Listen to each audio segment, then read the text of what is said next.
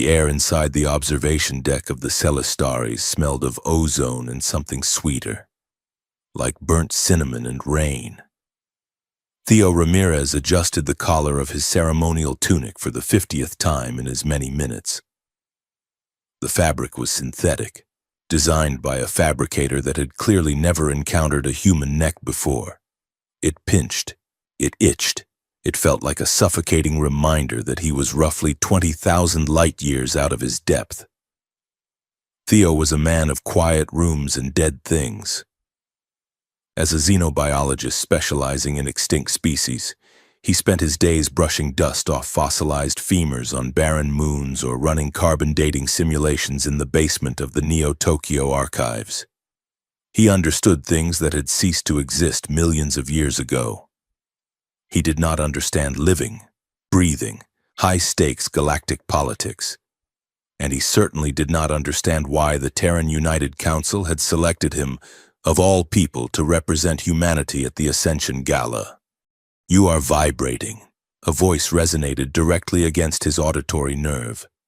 It was Delta, his assigned AI companion, housed within a discrete neural implant behind his left ear. Her voice was cool, crisp, and annoyingly amused. "I am not vibrating," Theo muttered, keeping his voice low so the towering guard by the door would not think he was insane. "I am shivering. There is a difference. The climate control here is set for reptilian biology. Actually, the ambient temperature is set to a galactic neutral standard," Delta corrected. "You are shivering because your cortisol levels have spiked to 300% of their baseline. You are terrified.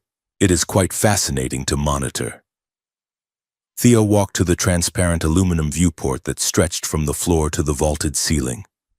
Outside, the cosmos was a dense tapestry of violet nebulae and burning white stars. The Celastares was not just a ship, it was a mobile city-state, a cathedral of diplomacy constructed from a white metal that seemed to drink in the starlight.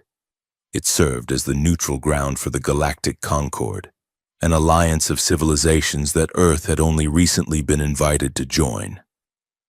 And today was the day that alliance solidified its future bloodlines.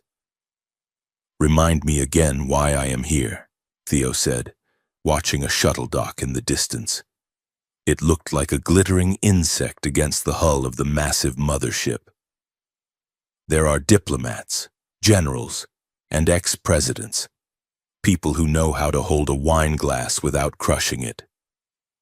You were selected because you are chemically unthreatening," Delta said. Her tone suggested this was a compliment. "The Concord requires a representative who displays zero ambition, zero aggression, and high adaptability. Your psychological profile suggests you are more likely to apologize to an assassin than fight them. To the Alien Council, you are the perfect blank slate, a generic human male." "Thanks," Theo said dryly. "I feel so special. You should..." "Today, the 8 royal scions of the Concord's pillars will choose their consorts. It is a ceremony rooted in 10,000 years of tradition. The princesses will point. The chosen males will step forward. Genetic material will be mapped. Alliances will be forged. You are merely here to witness it, clap politely, and not cause a diplomatic incident by vomiting." Theo turned away from the window. The door to his holding suite slid open with a hiss of pressurized air. Standing there was a guard from the Vraxian delegation. The creature was 7 feet tall, encased in chitinous armor that shimmered like oil on water. It had 4 eyes, all of them fixed on Theo. "It is time." The guard rumbled. The universal translator clipped to Theo's lapel turned the growl into a flat, synthetic baritone. Theo nodded, smoothing his tunic one last time. He stepped out into the corridor, his boots clicking on the polished floor. The Vraxian guard fell in step behind him, a looming presence of lethal potential. As they walked through the labyrinthine halls of the Celastares, Theo tried to keep his breathing steady. The architecture was overwhelming. Everything was built on a scale meant to humble the individual. Pillars the width of redwood trees supported vaulted ceilings painted with moving frescoes of galactic history. Bioluminescent vines cascaded from the archways, pulsing with a soft, rhythmic blue light that seemed to match the heartbeat of the ship itself. They passed other delegations, a group of silicon-based entities that looked like floating geometric shards chimed melodically as they drifted by. A squad of avian warriors with feathers like sharpened steel watched him with predatory stillness. One of the guards, a female of a species Theo recognized as Philidian, slowed her pace as Theo passed. She was covered in sleek, spotted fur and wore ceremonial armor that left her midriff exposed, revealing powerful abdominal muscles. She locked eyes with Theo, her pupils narrowing into slits, and let out a low, rumbling purr that vibrated in his chest. She winked, a slow, deliberate motion, before flicking her tail and moving on. "Did she just threaten me?" Theo asked internally, his heart skipping a beat. Delta made a noise that sounded like a digital sigh. That was a solicitation. Theo. In Philidian culture, baring the throat and vibrating the vocal cords is a sign of interest. She thinks you look distinctively exotic, or perhaps she thinks you look delicious. The translation matrix is somewhat ambiguous on the distinction between mate and meal for her species. Theo kept walking, staring strictly ahead. They reached the grand rotunda. The doors, massive slabs of gold and obsidian, began to groan open. The sound of thousands of voices washed over him like a physical wave. The chamber was a coliseum. Rows of seating rose upward in concentric circles, filled with delegates from over 100 worlds. The air was hot, thick with the heat of thousands of bodies and the scent of burning incense.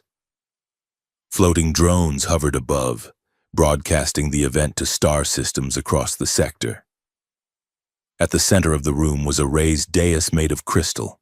It glowed with an inner light, illuminating the 8 thrones arranged in a semicircle. Theo was ushered to a small, designated area for the Terran delegation. He stood next to Ambassador Halloway, a stern woman with gray hair and a permanent scowl, and General Vance, who looked like he wanted to shoot the furniture. "Don't lock your knees, son."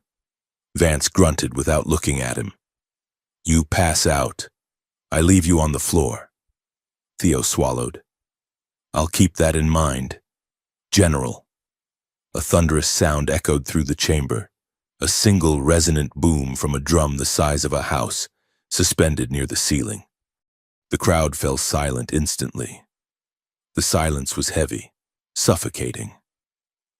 The High Emissary, a being of pure energy contained within a floating containment suit, drifted to the center of the dais. Its voice was not heard, but felt, projecting telepathically into the minds of everyone present. "We gather under the eyes of the stars," the emissary projected, "to bind the blood, to secure peace, to witness the choice." The lights in the massive hall dimmed, leaving only the dais illuminated. A hush fell over the crowd, a mix of reverence and hunger. "Bring forth the scions." The doors at the far end of the chamber opened. A collective intake of breath swept through the audience. They entered one by one, and Theo, despite his fear, found himself paralyzed by the sheer alien majesty of them. First came Princess Cryon of the Iceborne. She was tall, her skin a pale, translucent blue that seemed to glitter with internal frost. She wore a gown made of spun glass that refracted the light into rainbows around her. She did not walk so much as glide, the air around her dropping in temperature, causing frost to bloom on the floor tiles with every step. Her eyes were solid white, devoid of pupils, scanning the crowd with a telepathic intensity that made Theo's temples throb. Next was Princess Anaxa of the Dratha. If Cryon was the freeze, Anaxa was the burn, Her skin was the color of cooling magma, dark charcoal cracking open to reveal veins of flowing orange light. She wore armor forged from volcanic glass, jagged and beautiful. Her hair was not hair, but trails of smokeless fire that licked at the air behind her. She walked with the stride of a conqueror, her gaze challenging anyone to look away. Then came the Alaran princess, Lyra. She was avian in ancestry but humanoid in shape, possessing large, iridescent wings that remained folded against her back like a cloak. Her voice, even as she hummed a low note of greeting, caused the crystals in the dais to vibrate in sympathy. She was a beauty made of sound, her movements possessing a rhythm that made it difficult to look at anything else. Following her was Princess Lisuna, the aquatic sovereign. She wore a suit that contained a thin layer of pressurized water against her skin, allowing her gills to pulse rhythmically. Her skin was a shimmering interplay of green and turquoise scales, and her large, dark eyes held the depth of an ocean trench. She moved with a fluid grace, as if the air offered no resistance to her whatsoever. The parade continued, a display of evolution's wildest dreams. There was the warrior Princess Nari of the Sand-Eyed Nation, her skin like polished sandstone, carrying a ceremonial spear that hummed with energy.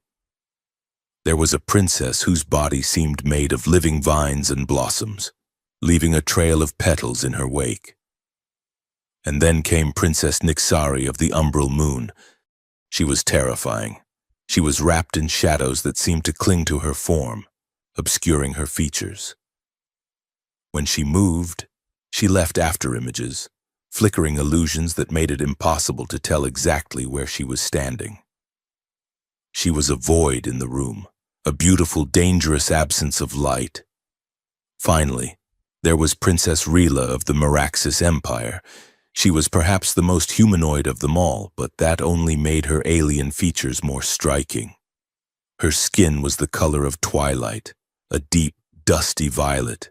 Silver tattoos, intricate and geometric, traced lines down her arms and up her neck, glowing faintly with a steady rhythm. Her eyes were gold, vertical slit like a feline, sharp and devastatingly intelligent. She did not look regal in the way the others did. She looked bored. She looked like a woman who had seen the math of the universe and found an error in the equation. They took their places before the 8 thrones. The visual impact was staggering. Fire, ice, shadow, light, stone, water, and sound, all arrayed in a semicircle of absolute power. The drum boomed again. The choosing is absolute. The high emissary projected, "The instinct of the bloodline cannot lie. Raise your hands, scions of the Concord. Let the galaxy see the future." Theo felt a bead of sweat roll down his spine. This was it.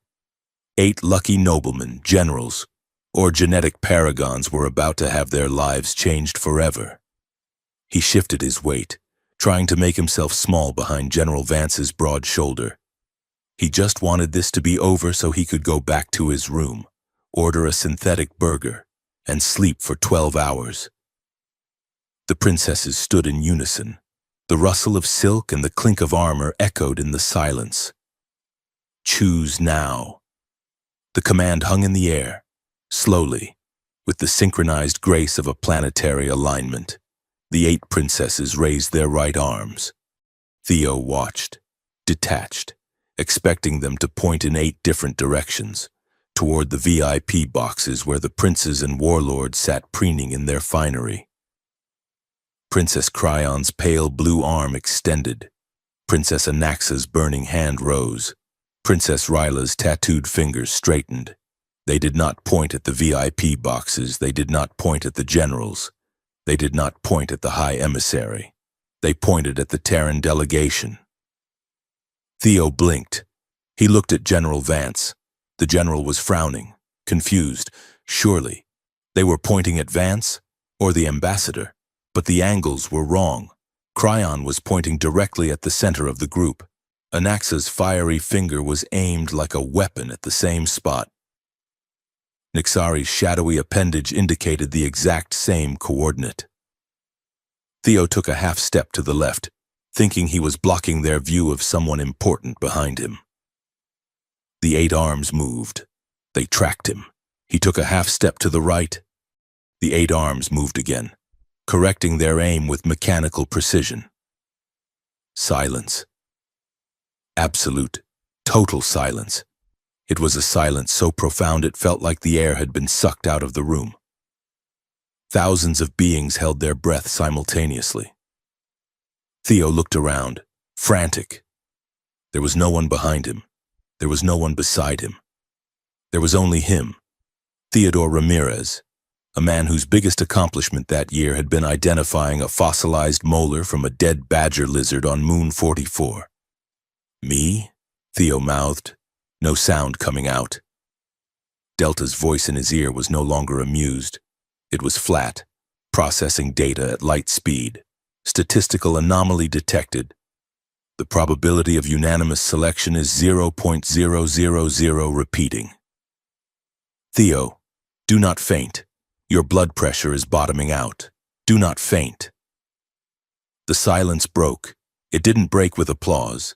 It broke with a gasp, a massive collective intake of shock that sounded like a hull breach. Then came the noise, shouting, screaming, the roar of thousands of arguments erupting at once.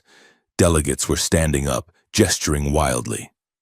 A reptilian ambassador threw his goblet to the floor. The Vraxian guards tensed, weapons humming to life. "This is an outrage," someone roared from the upper decks. "A mistake. It must be a sensor error." Theo felt the blood drain from his face. The room spun. The lights of the dais blurred into a single blinding streak. The 8 princesses remained frozen, their arms still extended, 8 fingers accusing him, choosing him, claiming him. The High Emissary raised its arms, and a pulse of psychic static slammed into the crowd, forcing them into silence through sheer mental force. "Order!" The voice boomed in their minds. "The choice has been made. The bloodlines have spoken." The emissary floated down from the dais, drifting toward the Terran delegation. It stopped a few feet from Theo. The being had no face, just a swirling vortex of energy inside the helmet. But Theo felt it scrutinizing every atom of his existence. "You," the emissary projected, "identify." Theo opened his mouth. Nothing came out. He coughed, forcing his vocal cords to work. "Theo," he croaked. "Theo Ramirez, xenobiologist, Earth." The emissary paused. "A scholar of the dead?" "Yes. And yet, the living have claimed you." The emissary turned back to the crowd. "The tradition is absolute, but the anomaly is unprecedented. Never in the history of the Concord have the Scions united in a single choice. This creates a complication." "A complication?" General Vance hissed under his breath. "It's a target on his back." "Therefore," the emissary declared, "we cannot proceed with the immediate rites of union. The choice must be verified. The suitability of the candidate must be tested against the diversity of the demands." The emissary turned back to Theo. "You will undergo the Concord trial." The crowd murmured again, a darker sound this time. "For 7 solar rotations," the emissary continued, "you will reside within the Royal Envoy habitat. You will be evaluated by each of the Scions. You will be tested for genetic compatibility, mental resilience, and spiritual fortitude. If you survive, and if the choice holds, the union will proceed." "If I survive," Theo whispered. "If you fail," the emissary added, the voice devoid of sympathy, "you will be discarded, and the Scions will choose again." The drum boomed once more, signaling the end of the ceremony. The lights flared. The princesses lowered their arms. The emissary floated away. The guards moved in to surround the Terran delegation, ostensibly for protection. but it felt like an arrest. Theo stood there, his knees shaking so hard he thought he might actually collapse. He stared at the dais. The princesses were beginning to file out, disappearing behind the curtains of the throne room. They looked unbothered. They looked like they had just ordered dinner. "Wait," Theo said, his voice trembling. One of them stopped. It was Princess Rila, the Meraxis with the silver tattoos. While the others vanished, she walked down the steps of the dais. She moved with a predator's silence, ignoring the guards who stepped aside nervously to let her pass. She walked straight up to Theo. Up close, she was terrifyingly beautiful. The silver tattoos on her skin were moving, shifting like liquid mercury. She smelled of static electricity and ozone. She stood toe-to-toe with him. She was slightly taller than he was. She looked down at him, her golden eyes dissecting him, peeling back the layers of his panic to see what lay beneath. She reached out. Her hand was cool, her fingers long and elegant. She placed her palm flat against the center of his chest, directly over his frantically beating heart. Theo stopped breathing. He expected her to push him, to burn him, to do something that hurt. Instead, she leaned in close. Her lips brushed his ear. "You are not what they expected," she whispered. Her voice was husky, rougher than he imagined, carrying a vibration that made his teeth ache. She pulled back slightly, just enough to look him in the eye again. A small, sharp smile curved the corner of her mouth. "Good," she said. Then she turned and walked away, vanishing into the shadows of the great hall, leaving Theo Ramirez standing in the center of the galaxy, the most confused and terrified man in the universe.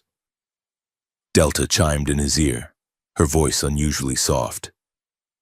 "Theo?" "Yeah," Theo breathed. "I suggest we start running, or drinking, preferably both." Theo didn't answer. He just watched the empty space where Rila had stood, and realized with a sinking feeling that digging up dead aliens on dusty moons had been the easy part of his life. The hard part had just begun. The Royal Envoy habitat was not designed for human comfort.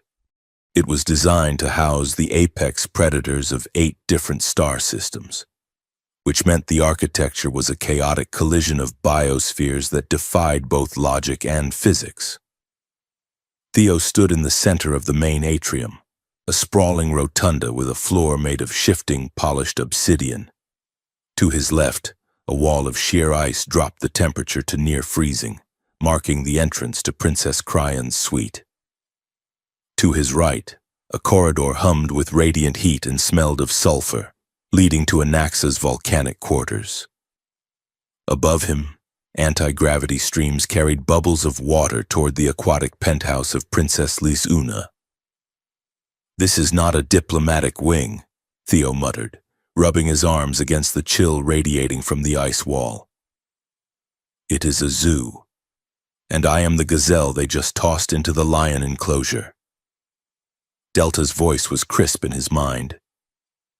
"Technically, you are the prize stallion, not the gazelle.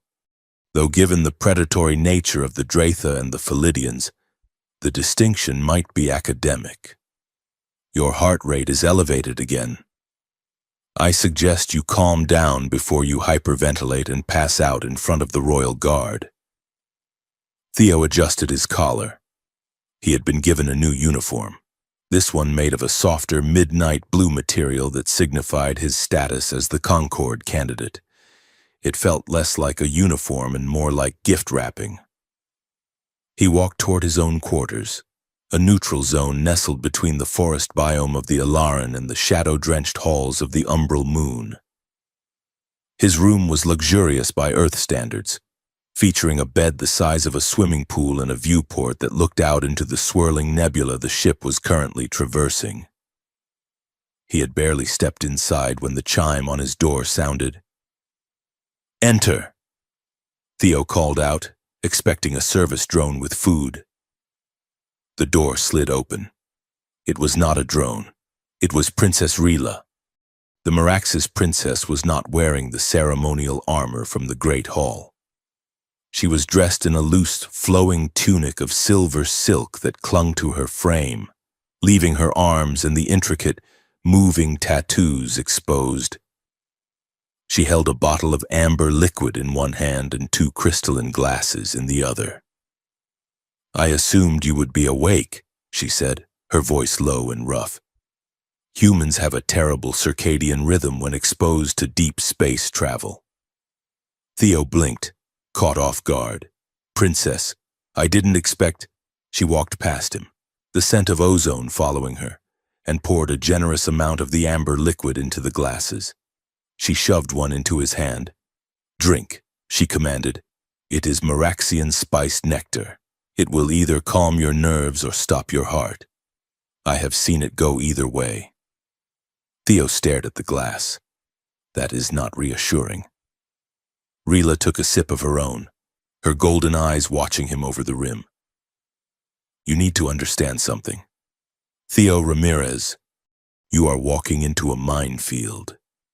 The other 7, they are confused, they are agitated, and when powerful women are agitated, planets tend to burn." She sat on the edge of his massive bed, crossing her legs. Her posture was relaxed, but her eyes were sharp, calculating. "Why?" Theo asked, taking a tentative sip. The drink tasted like whiskey mixed with electricity. It burned pleasantly. "Why did you all choose me? It wasn't a coincidence. It was simultaneous." Rila laughed, a dry, humorless sound. "You think we chose you? You think I looked at you, a soft, fragile human with no exoskeleton and no psychic shielding, and thought, yes, that is the genetic perfection I require?" Theo frowned. "Ouch. Don't be offended. It is biology." Rila leaned forward, her expression turning serious. "We did not choose you. Theo, the bloodline directive chose you." "What?" "Every royal line in the Conquered carries a genetic failsafe," she explained, tracing a finger along the silver tattoo on her forearm. The ink shimmered and shifted under her touch. "Thousands of years ago, the architects who built this alliance encoded our DNA with a dormant command. It drives us to seek out specific genetic markers when the galaxy faces an existential threat. It overrides preference. It overrides logic. It overrides free will." She looked at him, her gaze intense. When the drum stopped, I did not want to point at you. My mind was screaming to lower my hand. But my blood was singing. It recognized something in you. Something old. Theo sat down in the chair opposite her, his head spinning. "So I am a biological trigger. You are a key," Rila corrected. "And right now, 8 different civilizations are trying to figure out what door you open. Some want to open it. Some want to keep it locked. And Princess Anaxa? She probably just wants to see if you melt." She stood up, finishing her drink in one swallow. "Watch your back, Earthman. Being chosen is not a blessing. It is a target." She left as quickly as she had arrived, leaving Theo alone with the buzzing silence of the room and a glass of alien whiskey. The next morning, Theo decided to bury himself in work. If he was a biological key, he needed to know what lock he was supposed to fit. He had been granted access to the Celestari's archives, a digital library that contained the history of the last 10,000 years. He sat at a holographic terminal in his room, scrolling through data streams. He was looking for anything related to the bloodline directive Rila had mentioned. Delta, scanning for cross-reference matches between human mitochondrial DNA and the progenitor species of the Concord.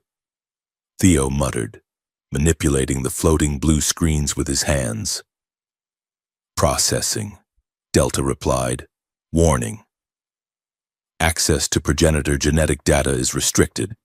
However, I have located an anomaly in a digitized Meraxis ceremonial scroll. It is classified as religious art, but the geometric patterns resemble a protein folding sequence. Show me. A complex image materialized in the air. It was a scan of an ancient tapestry, woven from metallic threads. It depicted a star going supernova, and in the center, a figure stood with arms raised. Surrounding the figure were glyphs. Theo leaned in, his heart rate picking up. That is not just art. Look at the helix structure on the border. He magnified the image. The decorative border was a double helix, but it had a third strand woven through it, a phantom strand. That is a triple helix DNA structure, Theo whispered. Humans are double helix. All known Concord species are double helix or single-strand RNA-based. A triple helix is impossible. It's artificial, or engineered, Delta suggested. Theo, I am running a simulation.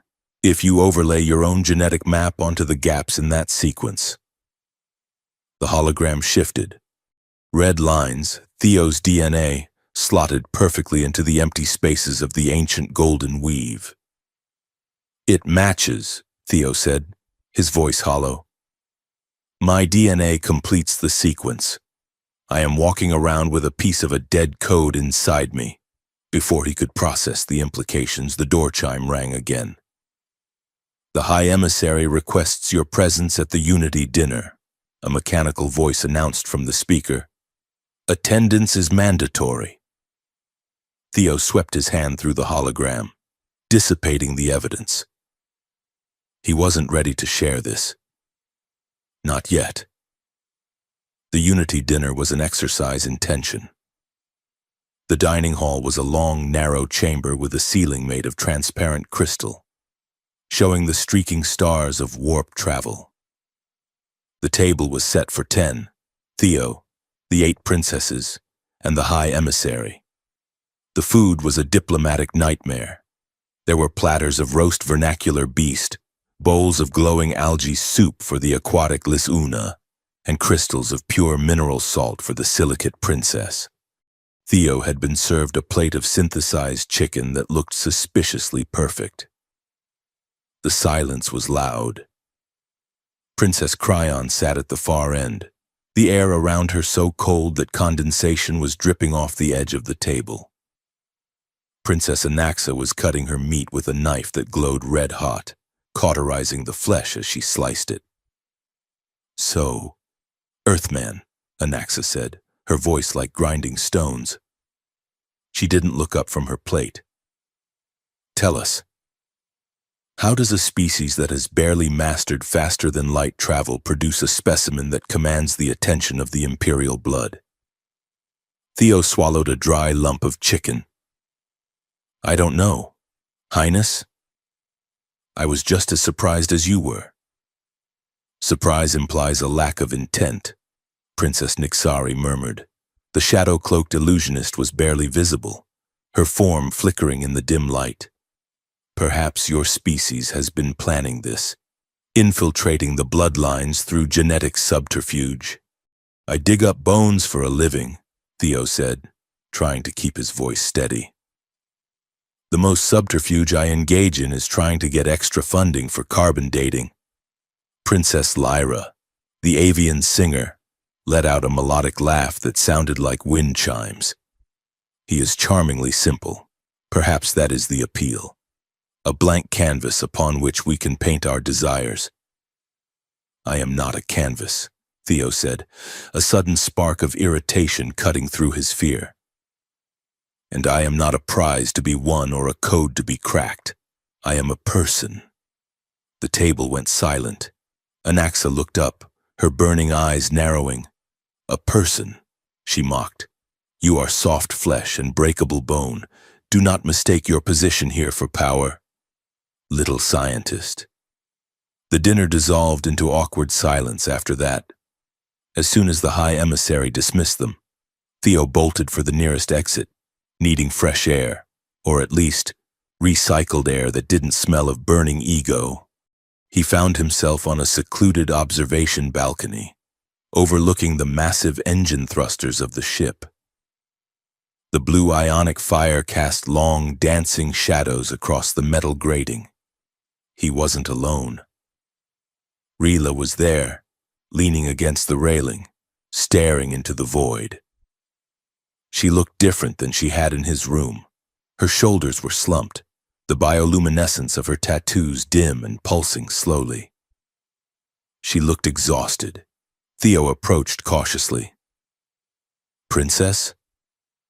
She didn't turn. "They are talking about breeding programs," she said quietly. "The council. They are running simulations on what our offspring would look like, what abilities they would have." Theo stood beside her, gripping the cold railing. "I heard. I am the heir to the Meraxis Empire," she said, her voice tightening. "I command fleets. I have negotiated peace treaties between warring star systems. And yet, to them, I am nothing more than a biological vessel, a womb to be utilized for the greater good." She turned to him, and Theo saw genuine fear in her eyes, a crack in the perfect armor of sarcasm she wore. "I do not want to be a vessel, Theo. I want to be me." Theo moved instinctively. He reached out and took her hand. Her skin was cool, but as soon as he touched her, the silver tattoos on her arm flared with sudden, brilliant light. A jolt of energy passed between them, not painful, but intense, a feedback loop of emotion. For a second, he felt what she felt, the crushing weight of expectation, the terror of losing herself, the deep, lonely desire to be seen, not just observed. Rila gasped, looking down at their joined hands. Can you feel it?" "Yes," Theo whispered. She looked up at him, her pupils dilating. The air between them grew heavy, charged with something that wasn't politics or biology. It was just two terrified people standing on the edge of the unknown. She stepped closer. The smell of ozone intensified. She raised a hand to his face, tracing the line of his jaw with a thumb that trembled slightly. "You make me feel quiet," she murmured. "Inside my head, the voices of the ancestors, the bloodline directives. They go silent when you touch me." Theo leaned into her touch. "Is that good?" "It is dangerous," she whispered. "And it is the only thing I want." She leaned in, and for a moment, Theo thought she would kiss him. The tension was a physical weight, pulling them together. Then the door to the balcony hissed open. Princess Anaxa stood there, wreathed in smoke, her eyes blazing with fury. "Am I interrupting?" the Fire Princess snarled. Rila stepped back, the mask of indifference slamming back into place instantly. "Not at all. Anaxa, I was just inspecting the merchandise." She shot Theo a look, one that said wait, and brushed past Anaxa, disappearing into the corridor. Anaxa watched her go, then turned her burning gaze on Theo. "My turn," she said. Anaxa did not invite him to a balcony. She dragged him, literally, grabbing him by the arm with a grip like a vice, down to the lowest levels of the habitat, to her specialized biosphere. It was a volcanic caldera. The floor was black rock, hot enough to radiate heat through the soles of Theo's boots. Streams of molten lava flowed in channels along the walls, lighting the room in a hellish red glow. The air was thick and hard to breathe, tasting of ash. Anaxa stripped off her outer ceremonial armor, revealing a bodysuit of flexible, fire-resistant mesh that left little to the imagination. Her skin glowed with internal heat, the cracks of orange light pulsing with her heartbeat. "You are weak," she stated, circling him like a tiger. "I prefer the term efficiently built," Theo said, sweating profusely. "Humans don't need exoskeletons because we develop tools. Tools break," Anaxa snapped. She lunged. Theo dodged, barely. She moved with terrifying speed. She slammed her hand into the wall where his head had been a second ago, leaving a scorched handprint on the metal. "Fight me," she roared. "Show me why the bloodline chose you. I'm not a warrior," Theo shouted, backing away until he hit the edge of a lava channel. The heat was blistering. Anaxa was on him in a second. She pinned him against the hot rock wall, her forearm against his throat. Her face was inches from his. The heat radiating from her was intense, intoxicating. It wasn't just temperature, it was pheromones. A chemical assault designed to trigger a fight or flight response, or something more primal. She stared into his eyes, breathing hard. Her anger was shifting, morphing into something else. Her pupils were blown wide. "Why don't you burn?" she whispered. "You should be cowering. You should be begging." Theo looked at her. He was terrified, yes, but he was also angry. He was tired of being pushed, pulled, and tested. "Because I'm not afraid of fire," he said, his voice steady despite the arm crushing his wind throat. "I'm afraid of losing myself. There's a difference." Anaxa froze. She searched his face, looking for the lie. She didn't find one. Slowly, the pressure on his throat eased. She didn't step back, though. Her body was pressed against his, hard and hot. The aggression in the air curdled into a heavy, suffocating lust. It was the attraction of two forces colliding. "You are strange." "Earthman," she growled. She leaned in, her lips hovering inches from his. Her mouth tasted like smoke and spiced wine. It would be so easy to close the gap, to let the adrenaline and the heat take over. "Whatever is inside you," she whispered, her hand sliding down to rest over his heart. "It is stronger than you look. Do not let Ryla break it, because if she does not claim you, I will." She shoved him away, turning her back. "Get out," she commanded, "before I decide to eat you." Theo didn't need to be told twice. He scrambled out of the volcanic chamber, gasping for cool air as the door sealed behind him. By the fourth day, Theo had fallen into a bizarre rhythm. He spent his mornings dodging Anaxa in the hallways, his afternoons in the archives, and his evenings being evaluated. But the evaluations were changing. The princesses were dropping their guards. He spent 2 hours in the hydroponic gardens with the plant-based princess, helping her prune bioluminescent vines. She didn't speak much, but she showed him how to weave the stems to encourage growth. It was peaceful. She told him she missed the soil of her homeworld, which sang to her at night. He sat in a soundproof chamber with Lyra, the Alaran. She didn't seduce him with harmonies.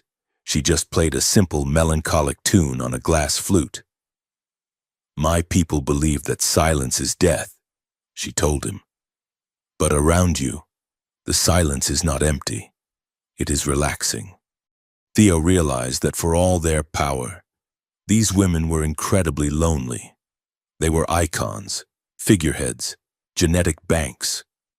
No one ever asked them what they wanted for dinner, let alone what they wanted for their lives. On the 5th night, the scheduled event was a zero-gravity gala held in the observation sphere. The room was a massive bubble of glass protruding from the hull of the ship. The artificial gravity had been nullified. Guests floated freely, drifting among floating trays of hors d'oeuvres and spheres of liquid champagne. Theo was terrible at zero-G. He kept bumping into dignitaries, spinning uncontrollably until Delta had to activate the micro-thrusters in his boots to stabilize him. "You look like a drowning bird." A voice giggled. It was Princess Lisuna. The aquatic princess was in her element here. Without gravity, she didn't need her water suit. She wore a gown of shimmering scales that flowed like liquid. She swam through the air, her movements graceful and fluid, her gills fluttering softly at her neck. She drifted toward him, taking his hand. Relax. Theo, you are fighting the lack of resistance. You have to yield to it. She spun him around, guiding his clumsy movements into a slow, rhythmic rotation. They floated near the top of the sphere, looking down at the party below. You make gravity optional, she whispered, her large dark eyes sparkling with mischief. I think gravity gave up on me, Theo replied, gripping her hand tightly to keep from drifting into a ceiling vent. Lisuna laughed, a sound like bubbling water. You are doing well, Theo. Better than the others expect. They think you are a pawn. But I see you watching. I see you learning. She pulled him closer, her cool skin contrasting with the warmth of the room. Just remember, in the ocean, the most dangerous things are not the sharks. They are the currents you cannot see. As she released him to spin away, Theo drifted toward the edge of the sphere. He needed to stabilize himself. He grabbed onto what looked like a decorative panel near the airlock frame. The panel shifted. It wasn't decorative. It was loose. Theo frowned. The Celastaris was a marvel of engineering. Nothing should be loose. He pulled at it gently. The panel popped open, revealing the crawl space beneath the hull plating. He expected to see circuitry, wires, conduits. Instead, he saw flesh, pulsing, gray. Organic matter lined the inside of the wall.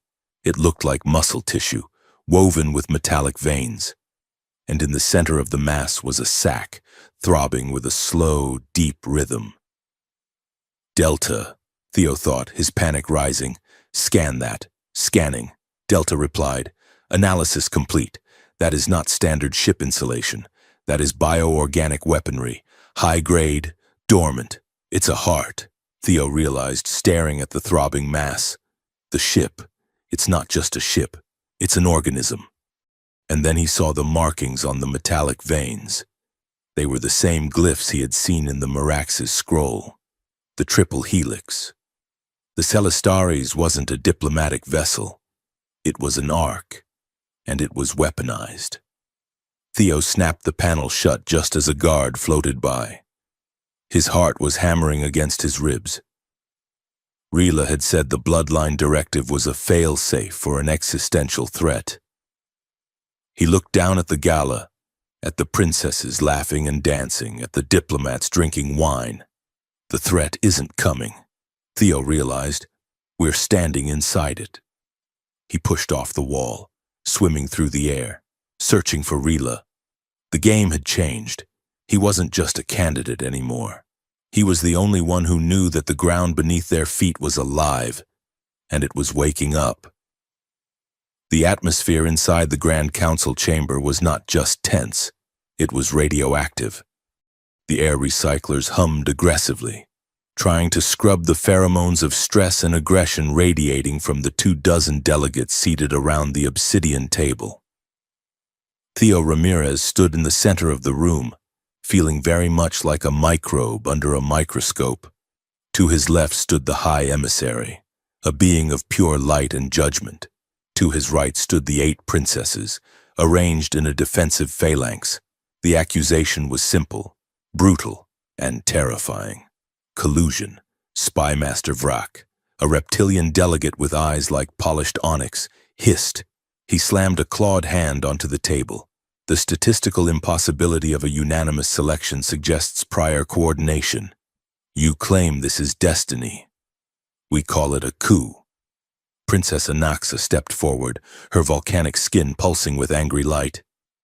If we wanted to take your seats, Vrak, we would not need a human scientist to do it.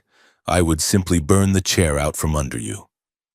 The spymaster bared his needle-like teeth. A threat?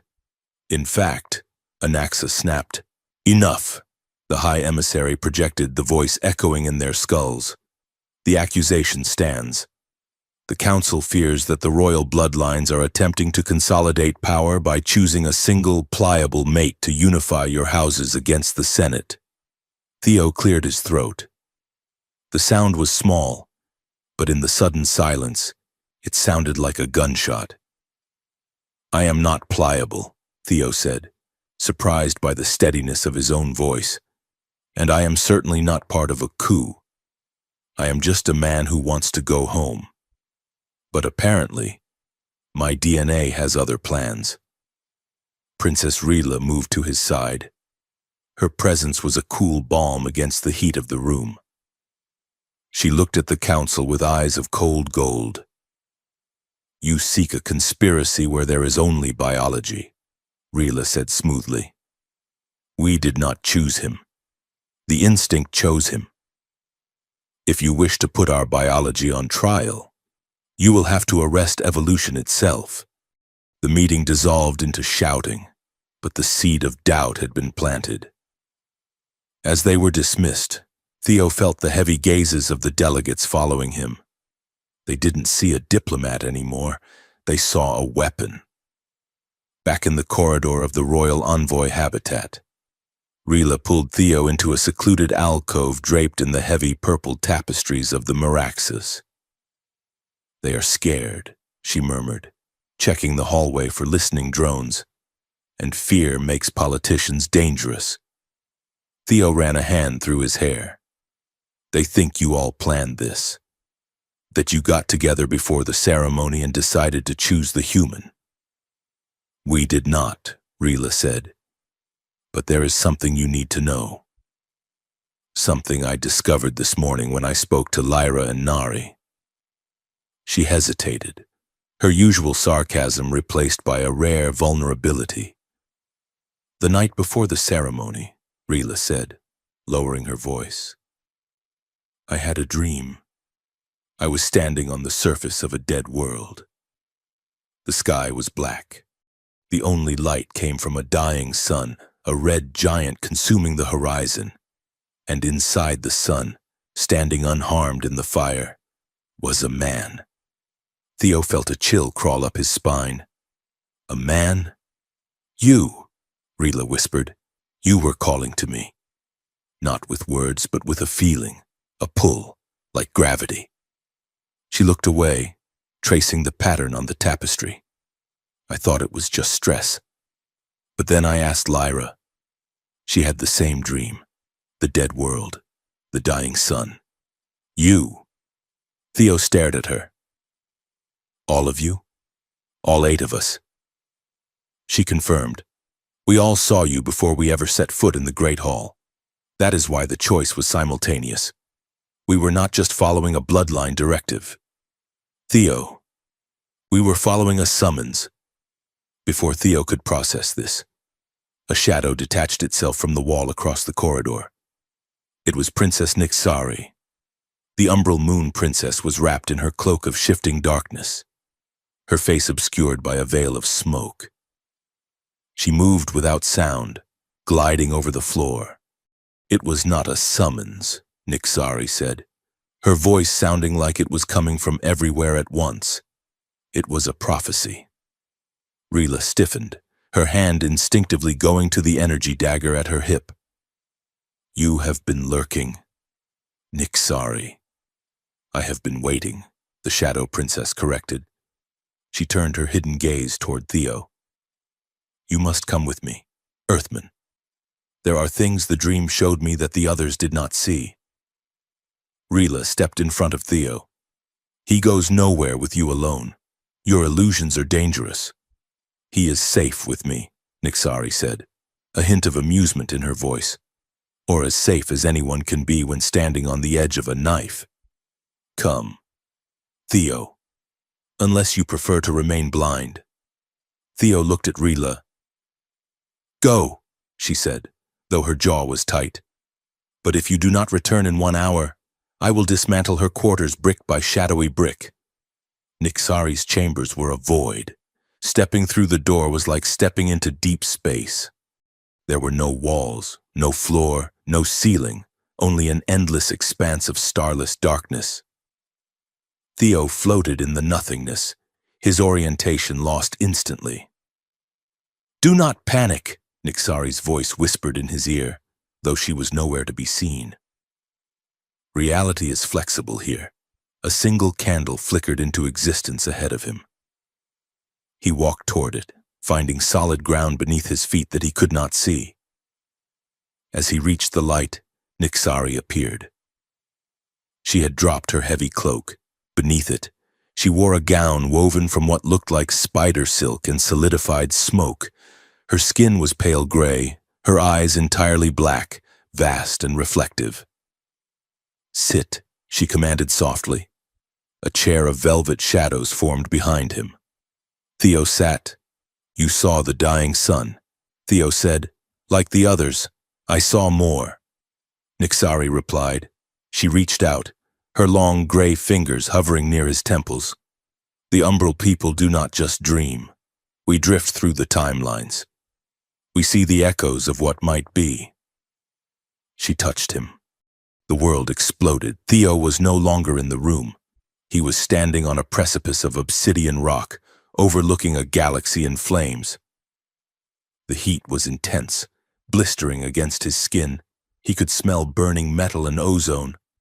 He turned. Standing next to him was Nixari, but she was radiant, terrifying, wreathed in power. "Look," she pointed. Below them, fleets of ships were burning. Planets were cracking apart like eggs. The screams of billions filled the air, a cacophony of suffering. "This is one path," Nixari's voice echoed in his mind. "The path where you are broken. The path where the Council kills you to stop the Union." The scene shifted instantly. The fire was gone. The galaxy was cold, dead, frozen in gray ice. Silence reigned, the silence of a graveyard. "This is the path where you refuse," she said, "where the alliance fractures and the species turn on each other." The scene shifted a third time. They were in a garden, a place of impossible life, where flora from a dozen worlds grew together in harmony. The light was golden. The feeling of peace was so profound it brought tears to Theo's eyes. "And this?" Theo asked, his voice shaking. "This," Nixari whispered. In the vision, she stepped closer to him. The dream Nixari placed her hands on his face. The sensation was hyper-real. He could feel the cool smoothness of her skin, the faint pulse of her blood. "This is the path where we are one," she said. She kissed him. It wasn't just a kiss. It was a psychic merger. In the waking world, a kiss was physical. In the umbral illusion, it was a collision of souls. Theo felt her loneliness, a deep, aching chasm that had existed for centuries. He felt the crushing weight of her duty, the fear that she was nothing more than a trick of the light. And beneath it all, he felt a fierce, possessive desire that was terrifying in its intensity. And she felt him. He knew she was rifling through his mind, seeing his insecurity, his awe of her, his fear that he was an imposter. She tasted his desire, his sudden, overwhelming attraction to the mystery of her. The sensation built, a rising crescendo of heat and emotion that threatened to consume them both. It was intimate, invasive, and incredibly aroused. Theo gasped, pulling back. The illusion shattered. He was back in the dark room, sitting in the shadow chair. He was breathing hard, sweat beading on his forehead. Nixari was standing in front of him, her black eyes wide, her chest heaving slightly. She looked shaken. The cool, detached mystic was gone. In her place was a woman who had just touched a live wire. "You," Theo stammered. "You are louder than I expected," Nixari whispered, touching her own lips. "Your spirit, it screams for connection." She stepped back, the shadows swirling around her defensively. "Go, Theo Ramirez. The prophecy is clear. You will either save us with a touch, or you will burn us all. And after what I just felt, I do not know which I prefer." Theo fled the room, his mind reeling. He needed to find Delta. He needed a logic check. He needed to know if his heart rate was lethal or if he was just losing his mind. Delta, He sub-vocalized, "Run a diagnostic on my cortisol levels." Silence. Delta. Nothing. No cool mechanical voice. No sarcastic quip. Just the empty static of a dead connection. Theo tapped the implant behind his ear. It was dead. Cold. Delta. Reboot. He commanded out loud. Suddenly, the lights in the corridor flickered and died. The emergency red strobes began to pulse. A siren wailed, a low, mournful sound that vibrated through the deck plates. Environment alert, the ship's computer announced, the voice distorted and glitching. Hydrohabitat Sector 4. Critical failure. Atmosphere venting. Thermal regulation offline. Sector 4. That was Lisuna. Theo didn't think. He ran. The Royal Envoy habitat was in chaos. Guards were running toward the bridge, shouting orders. The doors to the various suites were locked down. Theo skidded around the corner to the aquatic wing. The door was jammed, sparks showering from the control panel. Through the viewport, he could see inside. It was a nightmare. Lisuna's chamber was a massive pressurized tank filled with saline water, but the water was thrashing. The thermal regulators had malfunctioned, spiking the temperature. Steam was filling the top of the tank. Inside, Lisuna was thrashing against the glass. Her green scales were turning a dull, sickly gray. She was suffocating. The heat was stripping the oxygen from the water, and the pressure differential was crushing her. "Help!" Theo screamed at a passing Vraxian guard. "Break the door! Protocol dictates we wait for engineering." The guard started. "She'll be boiled alive by then," Theo shouted. He looked around frantically. The corridor walls were lined with emergency fire suppression gear. He grabbed a heavy canister of pressurized foam and slammed it against the glass panel of the door controls. The glass shattered. Theo reached in, ignoring the sparks that bit at his fingers, and ripped out the locking mechanism's wiring bundle. He crossed the red and blue wires, praying that alien electronics followed the same basic principles as Earth tech. The door hissed and jerked open halfway. A wave of hot, humid air blasted out, smelling of brine and distress. Theo squeezed through the gap. The heat inside was oppressive. He ran to the edge of the tank. The water was bubbling.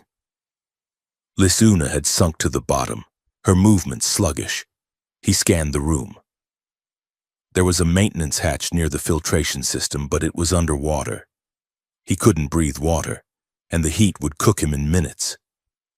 He spotted a coil of flexible tubing connected to an oxygenator pump for the tank's cleaning cycle. Theo grabbed the tubing. He slashed the end with a shard of metal from the broken door, creating a crude mouthpiece. He jammed the other end into the emergency air output on the wall. It was a jury-rigged diving regulator, crude and dangerous. He took a deep breath of the cool air from the tube, then clamped it between his teeth. He jumped. The water was shockingly hot. It stung his eyes and scalded his skin. He kicked downward, forcing himself through the boiling currents.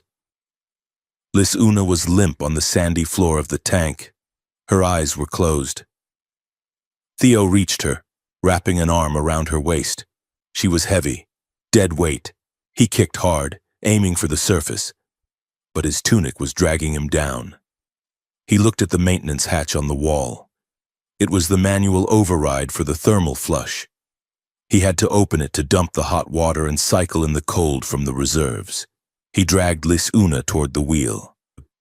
His lungs were burning, the air from the tube tasting of plastic and stale ozone. He grabbed the wheel with his free hand and pulled. It wouldn't budge. Lisuna's eyes fluttered open.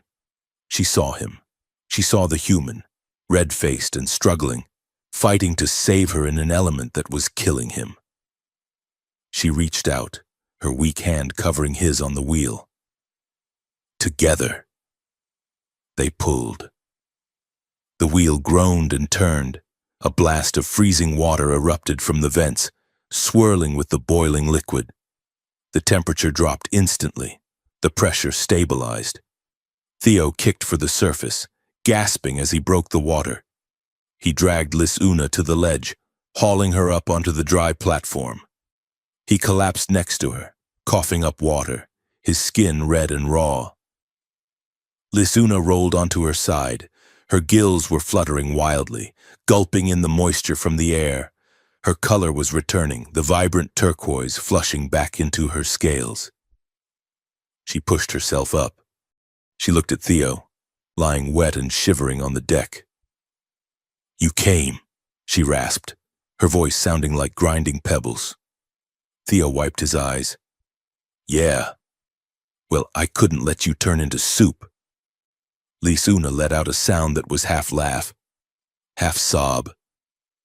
She crawled over to him. Her movements were predatory but grateful. She loomed over him, water dripping from her hair onto his face. "You are fragile." "Theo Ramirez," she whispered, "you break so easily." "And yet—" She lowered her head. Her kiss was cold, wet, and tasted of salt. It wasn't like Nixari's psychic invasion. It was physical, slippery, and shockingly sensual. Her tongue was slightly rough, like a cat's, and she kissed him with the desperation of someone who had just looked death in the eye. Theo, stunned and exhausted, didn't pull away. The door to the chamber slid open fully. "Get away from him!" Theo scrambled back. Lisuna hissed, baring sharp teeth. Princess Anaxa stood in the doorway, flanked by Rila and the warrior Princess Nari. Anaxa looked furious. Rila looked cold.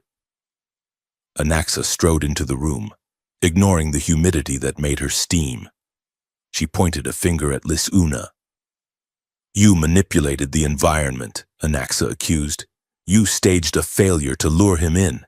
I nearly died," Lisuna shrieked, standing up, her body radiating indignant fury. "Do you think I would boil myself for attention? That is a tactic for a fire witch like you." Anaxa's hair ignited, real flames licking at the ceiling. "Watch your tongue, fish, or I will finish what the sabotage started." "Was it sabotage?" Theo asked, standing up unsteadily. "Delta is offline," Rila said, her voice cutting through the shouting. The safety protocols were overridden manually. "Someone tried to kill Lisuna. Or they tried to kill Theo while he played hero." Nari finished, tapping her spear on the deck.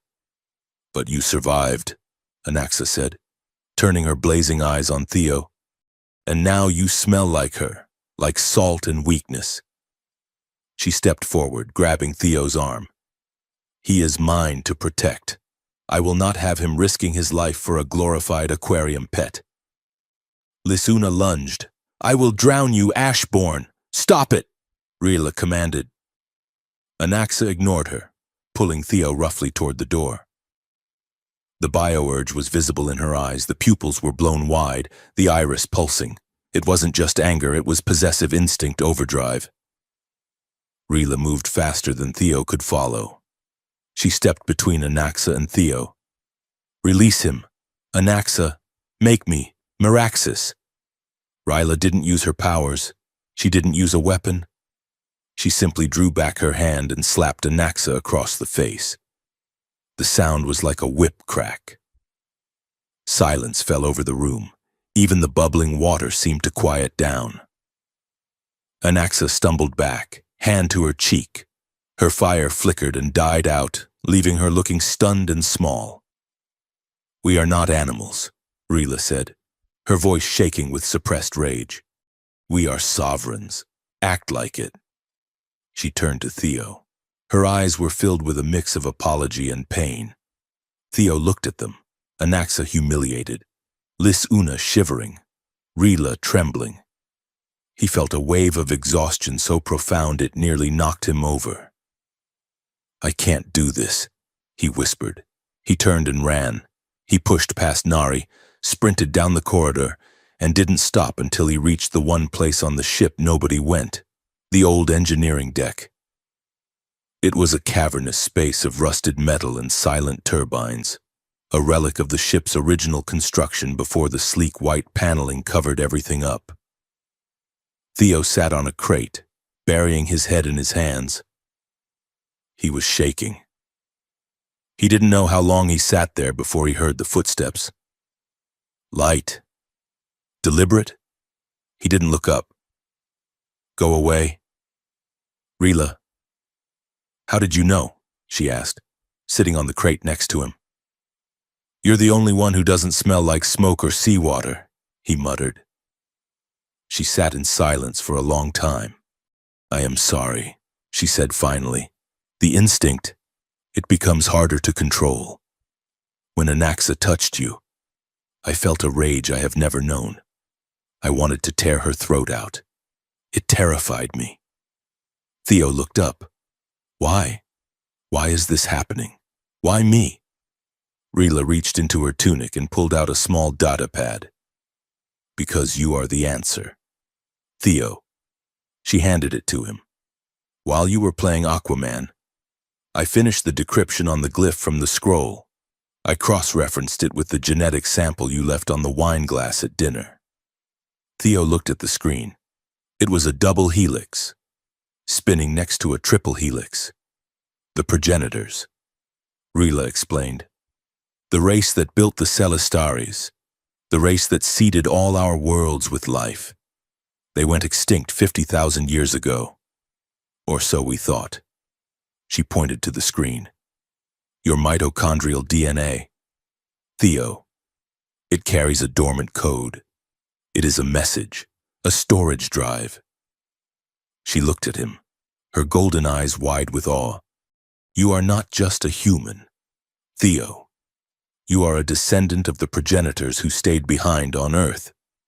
You are the only living being in the galaxy who carries the command codes for the Alliance technology. Theo stared at the spinning DNA. The dream, Rila whispered, the man in the sun. It wasn't a prophecy of a lover. It was a system boot key. The princesses. We are drawn to you because our biology recognizes its master. She took his hand, her silver tattoos glowing softly in the dark engineering bay. You didn't just inherit a seat at the table. Theo, you own the table. Theo closed his eyes, the weight of the revelation crushing down on him. So, he said, his voice hollow, they don't love me. They just want my password. Rila squeezed his hand. Her thumb brushed over his knuckles. The biology wants the password, she said softly. But the woman sitting next to you? She is just starting to like the man. Theo looked at her. In the dim light of the engineering deck, away from the politics and the madness, she didn't look like a princess. She just looked like a girl who was just as scared as he was. He squeezed her hand back. Okay, he said. So how do we use this password to stop them from killing us? Rila smiled, a sharp, dangerous grin returning to her face. We go to the source. We find out what the progenitors were hiding, and we burn the script before the council can read it. She stood up, pulling him with her. Come on, Earthman. Time to stop running and start ruling. The night of claiming was designed to be a spectacle of unity, but the air inside the Grand Rotunda tasted of metallic treason. The chamber had been transformed into a sea of crimson and gold. Banners from 1,000 worlds hung from the vaulted ceiling, rippling in the artificial currents of the air recyclers. At the center, the dais had been lowered, replacing the elevated thrones with a single, flat altar of white marble. It looked less like a wedding venue and more like a sacrificial slab. Theo stood at the edge of the circle, dressed in a ceremonial robe of heavy white silk that made him feel like a target. His heart was hammering a frantic rhythm against his ribs. Beside him, the 8 princesses stood in a semicircle, their expressions unreadable masks of royal discipline. Do not lock your knees, Rila murmured, barely moving her lips. If you faint, Anaxa will likely try to wake you with fire. I am not going to faint, Theo whispered back, his eyes scanning the upper balconies. I am going to run. I just haven't figured out which direction yet.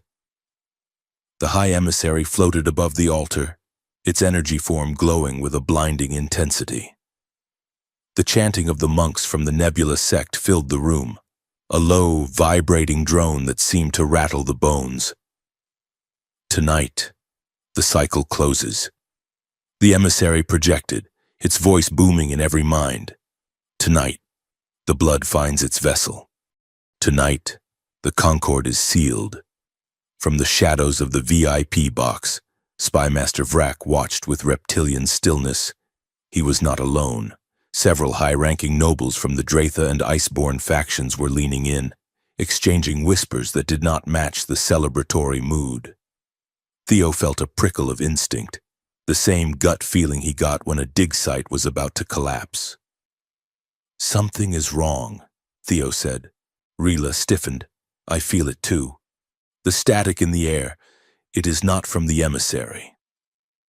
Suddenly, the chanting stopped. The silence that followed was absolute, terrifyingly heavy. A single high-pitched whine cut through the room. Down! Nari screamed. The warrior princess of the sand-eyed nation moved with a speed that defied biology. She shoved Theo backward just as a beam of coherent light slashed through the space where his head had been a microsecond before. The marble altar exploded in a shower of molten rock. Chaos erupted. The lights in the rotunda died, plunging the cavernous room into confusion. Screams tore through the darkness, mixed with the distinct hum of high-velocity assassin drones. "Protect the asset!" General Vance roared from somewhere in the crowd, followed by the distinctive crack of kinetic pulse rifles. Theo scrambled backward on the floor, blinded by the dust and the sudden dark. A hand grabbed his tunic, strong, cool, and familiar. "Move! Earthman!" Rila commanded, hauling him to his feet. They ran. The darkness was their only cover. Above them, the assassin drones, sleek, black discs with glowing red eyes, swarmed like angry hornets, firing indiscriminately into the crowd to flush out their target. The coup had begun. Princess Anaxa unleashed a torrent of fire, illuminating the room in chaotic flashes of orange. She was laughing, a manic sound of battle lust, as she incinerated a drone out of the air. Princess Cryon was freezing the exits, creating walls of ice to block the incoming traitor guards. "To the service lift," Rila shouted, dragging Theo toward a concealed panel in the wall. They were halfway there when a drone dropped from the ceiling, blocking their path. Its red eye swiveled, locking onto Theo. The weapons array charged with a high-pitched whine. Theo froze. There was nowhere to go. Then a blur of sandstone and gold slammed into the machine. Princess Nari had leaped from the balcony above. She drove her ceremonial spear through the center of the drone, pinning it to the floor. The machine screeched, sparking violently. "Go!" Nari yelled, bracing her weight against the spear as the drone thrashed. Rila pulled Theo past the struggling machine. They reached the service lift, Rila smashing her hand against the control pad. The doors hissed open. Theo looked back. Another drone had descended. Nari had lost her spear. She stood unarmed, facing the machine with her chin held high. She didn't look at the drone. She looked at Theo. Her eyes, usually the color of desert sand, were soft. "Don't!" Theo screamed. Stepping forward, Nari smiled. It was a small, sad thing. The drone fired. A beam of blue plasma caught Nari in the chest. She didn't scream. She simply folded, collapsing like a statue crumbling into dust. "Nari!" Theo's scream tore his throat. Rila grabbed him by the collar and threw him into the lift. She slammed the emergency override. The doors snapped shut just as the drone turned its red eye toward them. The lift plummeted. Theo slid down the wall, gasping for air. The image of Nari's falling body burned into his retinas. "She's dead," he whispered. "She's just dead." Rila stood by the door, her back to him. Her fists were clenched so tightly that the silver tattoos on her arms were flared white-hot. She didn't speak. She couldn't. If she spoke, she would scream. And if she screamed, she would kill everyone on this ship. The lift dropped for what felt like an eternity, descending past the habitable decks, past the cargo bays, down into the skeletal guts of the Celastaris. When the doors finally opened, the air that rushed in was stale and cold. It smelled of dead metal and time. "We are in the old engineering decks," Rila said, her voice devoid of emotion. "The coup leaders will not look for us here. They will assume we went for the escape pods." She stepped out. Theo didn't move. "Get up! Theo, I can't!" Theo choked out. "She died. She died for me. I didn't even know her favorite color. I didn't know anything about her." Rila turned. She walked back into the lift, grabbed him by the shoulders and hauled him up. She slammed him against the metal wall. Her eyes were swimming with tears, but her voice was a blade. She was a warrior of the sand-eyed nation. Her favorite color was the gold of the dune sun. She liked music with heavy percussion, and she hated synth meat. And she died so you could breathe. Do not insult her sacrifice by sitting on the floor and feeling sorry for yourself. She released him. "Walk," she commanded. Theo walked. He wiped the tears from his face with a shaking hand and followed her into the dark. The old engineering decks were a graveyard of technology. Massive turbines the size of skyscrapers sat silent and rusted. Bundles of cables thick as tree trunks snaked across the floor. This was the original skeleton of the ship, built by the progenitors 50,000 years ago, before the modern alliance had paneled over it with white plastic and lies. They walked for an hour in silence, the only light coming from the bioluminescence of Rila's tattoos. Finally, they reached a heavy blast door marked with the same triple helix glyph Theo had seen in the scroll. Rila looked at him. "This is it, the conquered core." Theo placed his hand on the scanner. He didn't need a code. He was the code. The scanner flashed green. The ancient gears ground together, protesting the movement, and the massive door groaned open. Inside was not a weapon. It was a laboratory. Rows of stasis pods lined the walls, thousands of them covered in dust. But they weren't empty. Theo walked to the nearest pod and wiped the glass with his sleeve. He gasped. Inside was a creature that looked like a hybrid, humanoid, but with the distinct crystalline skin of the iceborn and the gills of the aquatic race. He moved to the next one, a being with Dratha fire veins and Meraxis tattoos. "They didn't just create us," Theo whispered, his voice echoing in the vast chamber. "They mixed us." Rila stood before a central console, reading the data streams that flickered to life as they entered. The progenitors were not one race, she read, translating the ancient text. They were a coalition. They faced a threat from outside the galaxy. They knew they would not survive. So they created the seed species, us. They scattered us to different worlds to evolve, to adapt to extreme environments. She turned to Theo, her face pale in the monitor's glow. But we were never meant to stay separate. The Concord isn't a political alliance. It is a biological imperative. We were designed to reintegrate, to breed, to combine our strengths into a single unified race capable of defeating the threat that killed them. Theo looked at the pods. The Peacekeeper race wasn't a myth. It was the end game. The Council calls interspecies breeding an abomination. Theo said, "They preach purity. They are protecting their power."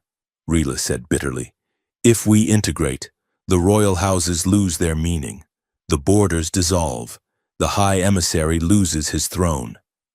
She looked down at her hands. That is why they want you dead. Theo, you are the catalyst. Your DNA unlocks the compatibility markers in all of us. You are the bridge. Theo sat on the edge of the console. He felt heavy, burdened by a destiny he hadn't asked for. Nari knew, he said softly. Rila nodded. The dream showed us the truth, not just the attraction, but the purpose. Nari saw that the only way forward was together. That is why she stepped in front of that drone. Rila walked over to him. She looked exhausted. The adrenaline of the escape was fading, leaving behind the raw grief and the terror of their situation. My mother knew, she said quietly. The Empress? Rila nodded. She told me once, when I was a child, that the bloodline was a curse. She said that one day, a signal would come, and I would lose my mind to it. She trained me in mental discipline. She taught me to build walls around my heart, to separate my duty from my desire. She wanted me to be strong enough to resist the directive. She looked at Theo, her golden eyes searching his face. She wanted me to kill the instinct, Theo, to look at you and feel nothing. And? Theo asked, his breath catching. She stepped closer. She stepped between his legs as he sat on the console, placing her hands on his chest. The heat from her skin soaked through his tunic. And she failed. Rila whispered. She leaned her forehead against his. Because what I feel right now, it is not biology. It is not a directive. I do not want to secure the genetic future of the galaxy. Theo, I just want to be with you. I want to hear you talk about fossils. I want to watch you try to eat soup in zero gravity. She pulled back slightly to look him in the eye. I am terrified, she admitted, a single tear cutting through the silver ink on her cheek. I am the heir to an empire of storms and silence, and I am terrified because you are the only thing in this universe that makes sense to me. Theo reached up, cupping her face in his hands. Her skin was soft, the tattoos humming against his palms. You're not a weapon, Rila, he said fiercely. And you're not a vessel. You're just you. And that's enough. That's more than enough. He kissed her. It wasn't like the psychic collision with Nixari or the desperate, salty kiss of Lisuna. It was slow. It was human. It was an anchor dropping into the deep ocean, holding them both steady against the storm. Rila made a sound low in her throat, a mix of relief and hunger.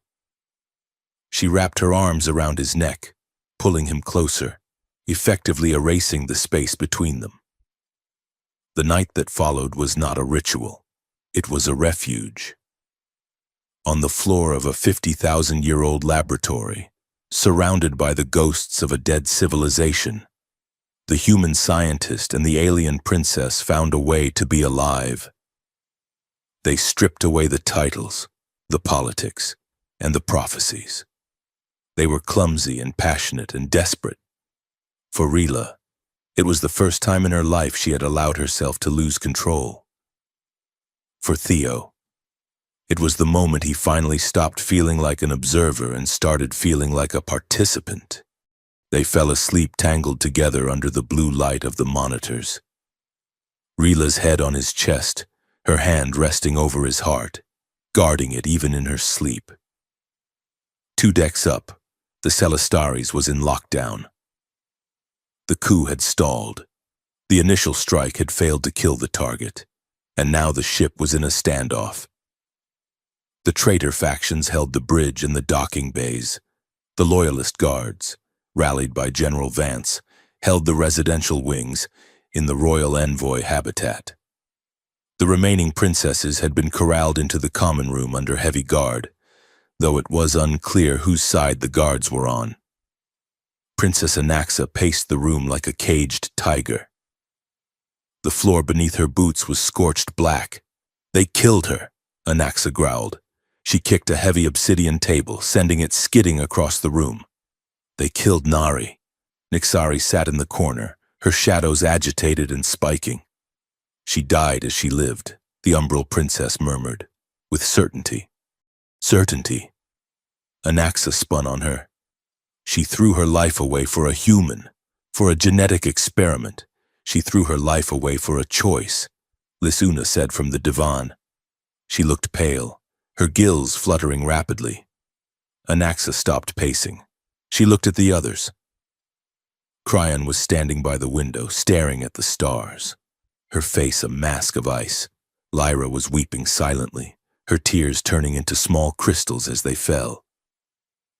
"Did we choose him?" Anaxa asked, her voice losing its fire, dropping into a rough whisper. "Or were we programmed to protect him?" "Does it matter?" Cryon asked, not turning around. "Nari is dead. The council has declared martial law.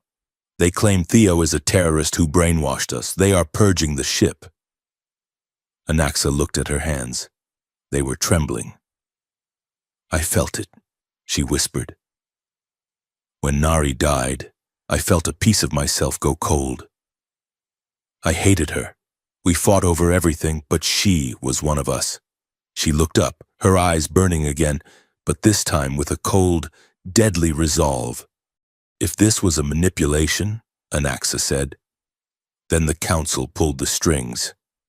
And if it was love, then they murdered the thing our sister loved. Either way." She ignited. Flames wreathed her shoulders, climbing up her neck, turning her hair into a roaring inferno. "Either way, I am going to burn them until there is nothing left but ash." Theo woke to the sound of alarms. The console was flashing red. "Proximity alert. Security breach in Sector 9. Purge protocols initiated." Rila was already awake, pulling on her tunic. Her movements were sharp. "Military. They found us," she said. "They are flooding the lower decks with neurotoxin gas. We have to move." Theo scrambled up, his body aching, his mind still reeling from the night before. "Where?" "Up," Rila said. She tossed him his belt. "We went back to the rotunda. We end this." They ran through the labyrinth of the engineering decks, dodging patrols and sealing blast doors behind them. The gas was rising, a yellow fog that smelled of bitter almonds. They burst out of a ventilation shaft on the main deck, right into the middle of a firefight. Terran Marines were holding the hallway against a squad of Vraxian traders. General Vance was there, bleeding from a head wound, firing a pulse rifle with one hand. "Kid!" Vance roared when he saw Theo. "You're alive! Get your head down!" Theo didn't get his head down. He grabbed a fallen comms unit from a dead guard. "Connect me to the PA system," Theo yelled over the noise of the blasters. Vance looked at him like he was crazy. "The whole ship is listening." "Exactly." Rila covered him, firing bolts of kinetic energy from her palms, knocking the Vraxian attackers back. "Do it, Vance!" The general cursed, punched a code into the wall panel, and nodded. "You're alive!" Theo held the comms unit to his mouth. His hand was shaking, but his voice was rock steady. "This is Theo Ramirez," he said. His voice boomed through every speaker on the Celastares. It echoed in the bridge, in the holding cells, in the luxury suites where the princesses waited. "I am speaking to the High Council. I am speaking to the High Emissary. And I am speaking to the princesses." The fighting in the hallway slowed. Soldiers on both sides looked up at the speakers. "You want to know why we were chosen?" Theo said. "You think it's a conspiracy? You think it's a weapon? You're right, it is a weapon, but it wasn't meant to destroy you. It was meant to save you from yourselves." He took a breath. "Nari of the Sand-Eyed Nation died yesterday. She didn't die for a prophecy. She died for a person. She told me to choose the one who makes me feel like myself. In the common room, Anaxa stopped burning. Lisuna lifted her head. I am done being a symbol, Theo continued. And I am done being a victim. The progenitors made us compatible, but they didn't make us puppets. He looked at Rila. She was watching him, pride radiating from her like a second sun. I am coming to the rotunda, Theo declared. If you want to kill me, come do it. But the ceremony is over. The claiming is broken, because no one, absolutely no one, should be chosen without choosing back. He dropped the comms unit. He looked at Vance.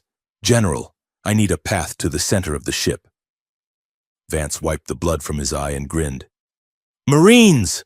The general barked. Form up. We are escorting the diplomat to his meeting. Rila stepped to Theo's side. She took his hand, interlocking her fingers with his.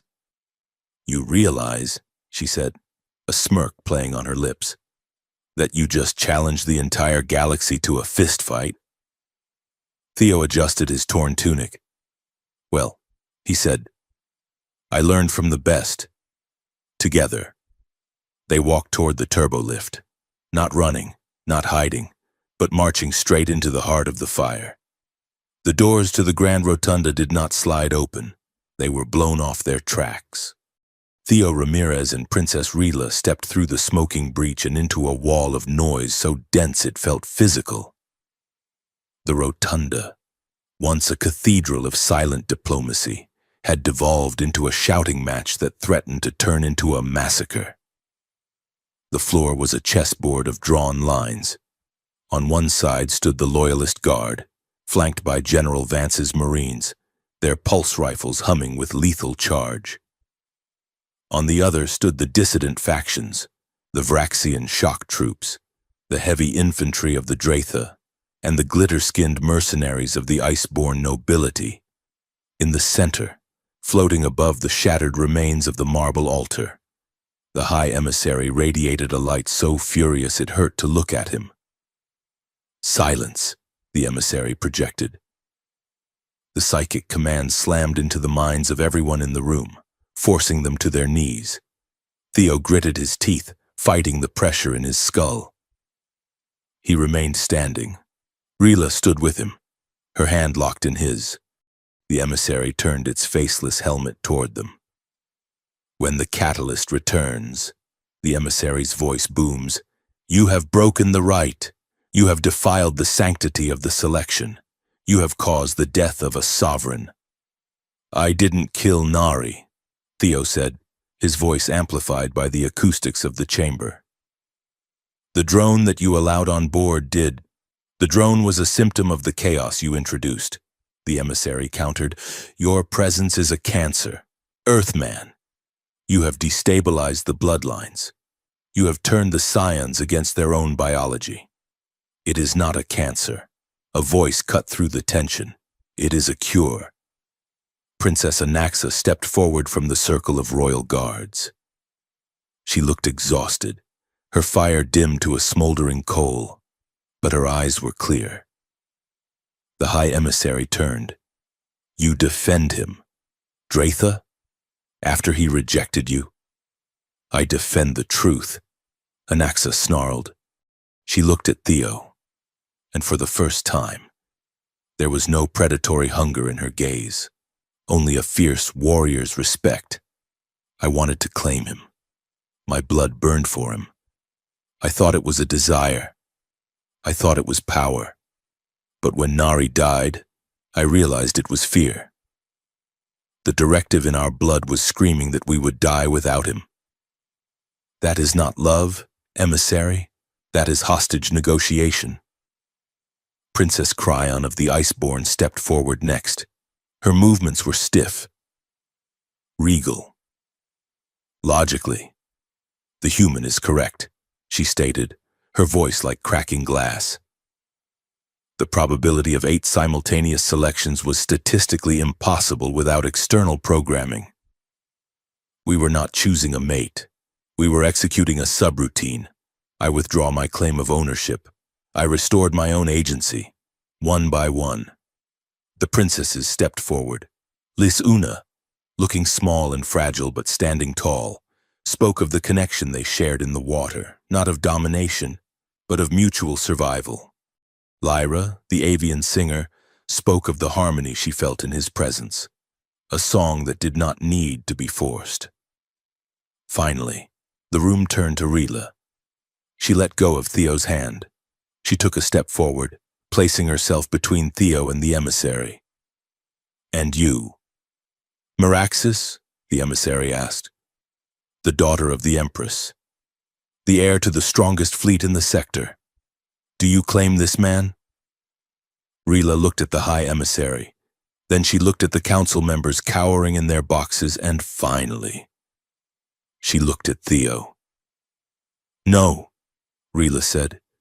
Her voice was quiet, but it carried to the furthest corners of the room. A murmur of shock rippled through the crowd. Theo felt a cold knot form in his stomach. "I do not claim him," Rila continued. "To claim is to own. To claim is to say that he is an object, a prize to be won by the strongest bloodline. Theo Ramirez is not a prize.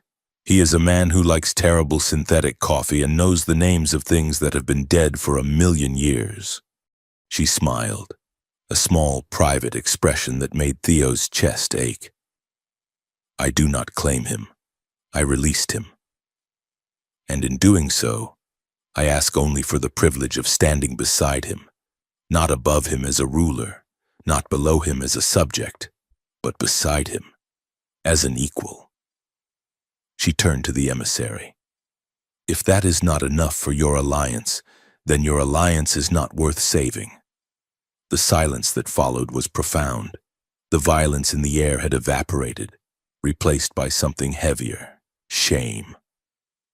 The great galactic powers, with their fleets and their histories, had been dressed down by a woman who refused to be a slave to her own genes. The high emissary lowered himself until he was hovering eye level with Theo. "You speak of equality. Earthman," the emissary said. "You speak of breaking the programming, but programming exists for a reason. The progenitors did not create the Concord to be a democracy. They created it to be a fortress. Without the directive, without the union of the bloodlines, the seventh seed cannot bloom. The weapon remains locked, and the darkness that destroyed the progenitors will return to destroy us." Theo stepped forward. "The darkness isn't coming," he said. "It's already here. It's the fear that made you build this system. It's the paranoia that killed Nari." He pointed to the massive, pulsating column of light that ran through the center of the ship, the Concord core. "You want to know if humanity is worthy? You want to know if the Alliance can survive without brainwashing its leaders? Then let the machine decide." "The core?" The emissary sounded amused. "The core is pure intelligence. It is the mind of the progenitors. No living being has entered the interface and returned with their mind intact. It will strip you bare. Theo Ramirez, it will weigh your soul against the history of the stars." "Open it," Theo said. Rila grabbed his arm. "Theo, no. It will kill you." Theo looked at her. He saw the terror in her eyes, and he saw the love. "It won't," he said softly. "Because I'm bringing you with me. Not physically," he added, tapping his chest. "In here." He turned back to the emissary. "Open it." The emissary hesitated, then raised a hand. "So be it." Let the catalyst be tested. The containment field around the central column dissolved. The light became blinding, a roaring waterfall of white energy. Theo took a breath. He didn't look back. He stepped into the light. The world dissolved. There was no pain, only a sensation of being unraveled. Theo felt his body disperse, turning into a stream of data, a sequence of biological code floating in an infinite ocean of information. He was standing in a white void. There was no floor, no horizon. Identify. A voice spoke. It was not a voice. It was a vibration that shook the foundation of his consciousness. Theo Ramirez, he thought, or spoke. He couldn't tell the difference here. Incorrect, the voice replied. Designation catalyst. Component biological bridge. Purpose unification. The void shifted. He was back on Earth. He was sitting in his office in Neo-Tokyo. The rain was hitting the window. He was holding a fossil, a trilobite. It was safe here. It was quiet. You desire comfort, the voice said. You desire a small life, the quiet life. The scene changed. He was on the throne of the Celastaris. He was wearing the emperor's crown. At his feet sat the 8 princesses, gazing up at him with adoration. The galaxy was at peace, ruled by his iron decree. You desire power, the voice suggested. You desire order. No, Theo said. The scene changed again. He was in a bedroom. The sheets were silk. Princess Anaxa was there, offering him a goblet of wine. She was beautiful, compliant, her fire tamed to warm him. Then she turned into Lyra, singing him to sleep. Then Cryon, organizing his life with perfect logic. You desire pleasure, the voice murmured. You desire fantasy. The avatars of the princesses circled him. They were perfect. Flawless, they whispered promises of eternal devotion, of a life without conflict, without loneliness. Choose, the voice commanded. Select the primary drive. Which of these futures justifies your existence? Theo looked at the perfect avatars. He looked at the throne. He looked at the quiet office on Earth. None of them, he said. Explain. These are just reflections, Theo said, his voice gaining strength in the void. They are easy. You are offering me a life where I am the center of the universe, where I am safe, or powerful, or loved unconditionally without having to earn it. He closed his eyes, pushing away the perfect image of Anaxa, the perfect song of Lyra. Show me the truth. The white void cracked. The perfect avatars dissolved into static. A new image formed. It was dark. It smelled of rust and old oil. It was the engineering deck. He saw himself, sitting on a crate, crying. He saw Rila sitting next to him. She wasn't perfect. Her tunic was torn. She smelled of fear and sweat. She was terrified of her own mother, terrified of her own blood, terrified of him.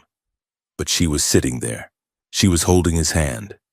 This memory is flawed, the voice analyzed. The subject displays weakness. The subject displays fear. Why do you retain this? Because she stayed, Theo said. He walked toward the memory. He watched the Rila in the vision lean her head on his shoulder.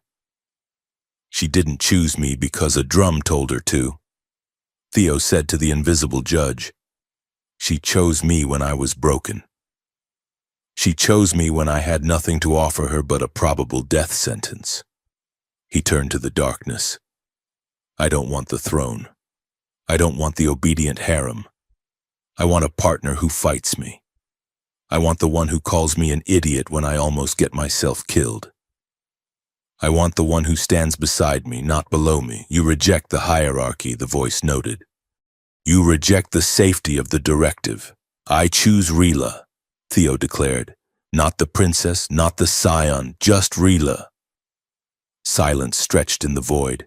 It lasted for a second, or 1,000 years. Then, the voice spoke again. It sounded different this time, less mechanical, more awed. Empathy parameter exceeded. Mutual selection confirmed. The loop is closed. The white void exploded into color. Theo felt a jolt of electricity slam into his chest. It wasn't painful. It was a connection. He felt the ship waking up, not just the computer, but the biological heart of the Celastaris. He saw the double helix of his own DNA unspooling, huge as a star system. He saw the triple helix of the progenitors merging with it, and he understood. The seventh seed wasn't a new alien race. It wasn't a hidden army. It was the potential. The progenitors hadn't created a peacekeeper species. They had created a lock, and they had scattered the keys across the galaxy. The Dratha had the fire. The Cryon had the stasis. The Meraxes had empathy. And humans. Humans were the blank slate. Humans were the universal donors, the adapters. When Theo's DNA locked with the ship's core, it sent a signal not of domination, but of integration. System online, the voice announced. Protocol, harmony. In the Grand Rotunda, the pillar of light shattered. The shockwave knocked the guards to the ground. The High Emissary was thrown back, his energy form flickering wildly. Theo fell out of the light, landing hard on his hands and knees. Rila was there instantly. She dropped to the floor, grabbing his shoulders. "Theo!" Theo gasped, sucking in air. He looked up. The room had changed. The walls of the rotunda were glowing. The bioluminescent veins of the ship were pulsing with a new rhythm, a steady, golden heartbeat that matched the rhythm of a human heart. Above them, the holographic display of the galaxy flickered. The red borders that separated the territories of the Concord, the Dratha sector, the Meraxis Empire, the Terran exclusion zone, began to dissolve. The borders were erasing themselves. "What have you done?" the High Emissary whispered, floating back up, his voice trembling with genuine fear. "I woke it up," Theo wheezed, leaning against Rila. A low hum began to vibrate through the floor. It was a sound of massive machinery coming online, of biological pumps flushing dormant systems. "Look," Anaxa said, pointing to the viewport. Outside, the Celastaris was transforming. The white metal hull was shifting, rearranging itself. Panels slid back to reveal vast biospheres that had been hidden for millennia. Energy collectors unfolded like flowers. But it wasn't just the ship. Rila looked at her hands. Her silver tattoos were glowing, but the color had changed. They were no longer the cool silver of the Meraxis. They were laced with gold, Theo's color. She looked at Anaxa. The fire veins in the Dratha princess's skin were softening, pulsating with a gentler, more controlled light. "You changed us," Rila whispered. "No," Theo said, standing up with her help. "I just unlocked what was already there." He turned to the council. The delegates were staring at their data pads in horror and wonder. The progenitors didn't want a master race. Theo addressed the room. They wanted a family. They knew that singly. You would all fall to your own aggression. But together? He gestured to the princesses, who stood together now, not as rivals, but as a sisterhood of altered genetics. "The seventh seed isn't a person," Theo said. "It's us, all of us. When we stop fighting over who is superior and start realizing we are all just different parts of the same immune system." The High Emissary descended. The light of his judgment was dimming, replaced by a curiosity that seemed almost childlike. "The directive is silent," the emissary noted. "The compulsion is gone." Theo nodded. "The bio-urge is dead. The programming is deleted." He looked at Rila. "From now on, if anyone chooses anyone, it's because they want to." Rila squeezed his hand. Her grip was iron strong, grounding him. The ship shuddered one last time, settling into its new configuration. The weapon systems powered down. The navigation array locked onto a new course, not a patrol route, but an exploration vector. General Vance holstered his weapon. He looked at the Vraxian guard next to him. The guard looked back, 4 eyes blinking in confusion. Slowly, the Vraxian lowered his shock lance. "It's over," Vance grunted. Theo slumped against Rila, the adrenaline finally crashing. "Is it?" he asked quietly.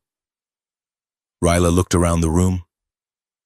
The council was already beginning to argue again, but this time it was about trade routes and cultural exchanges, not assassination protocols. The princesses were talking to each other, comparing the changes in their own biology.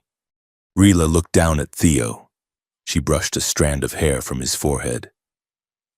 "The ritual is over," she said. "The war is over." She smiled, and it was the most beautiful thing Theo had ever seen.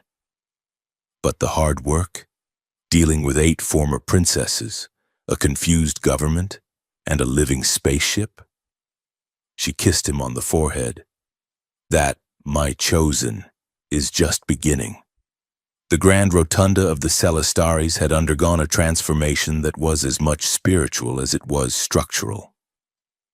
The blast damage from the coup had been repaired, but the pristine, sterile, white aesthetic of the progenitors was gone.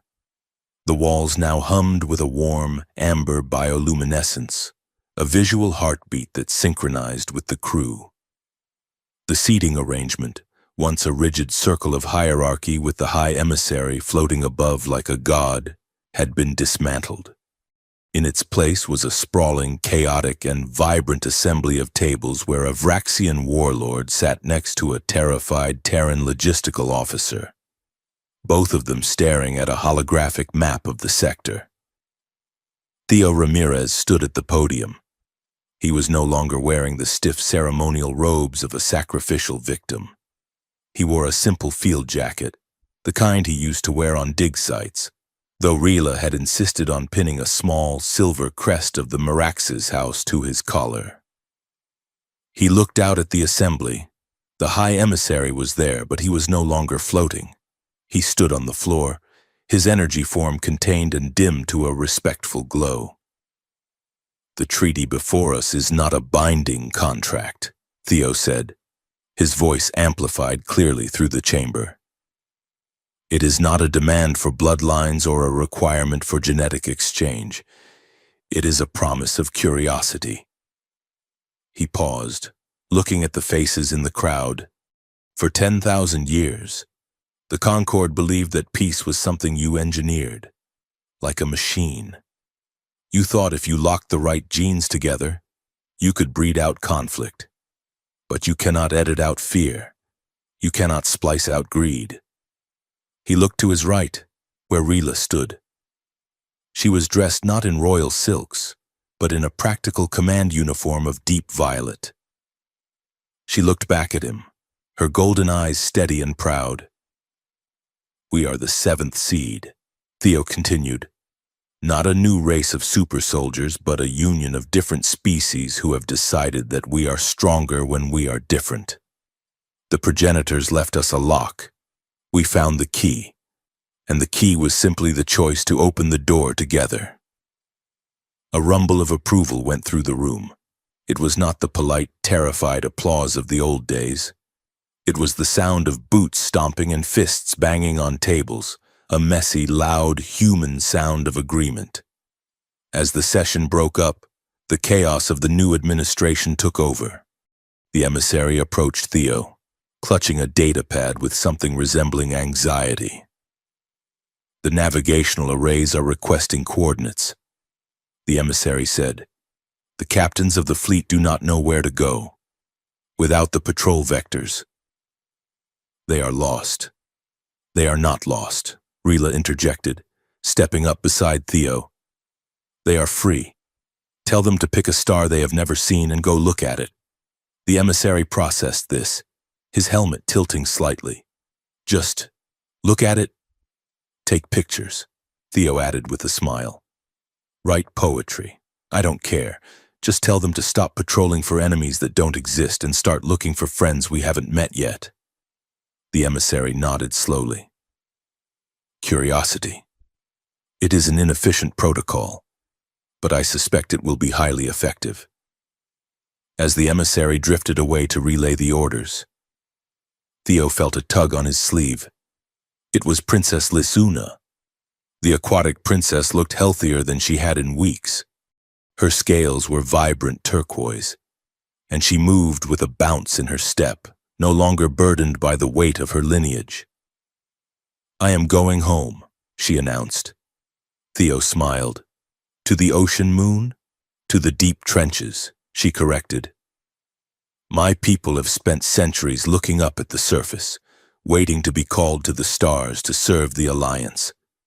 We forgot how to look down. There are cities in the dark that we have neglected. I am going to rebuild them." She leaned in, her large eyes shimmering. "Thank you, Theo. You saved my life in the tank, yes. But you saved me more by not choosing me." She glanced at Ryla. "Although, I still think I would have been the better swimmer." Ryla laughed, a rare, bright sound. "Do not test me, fish girl. I have been practicing my zero-gravity maneuvering."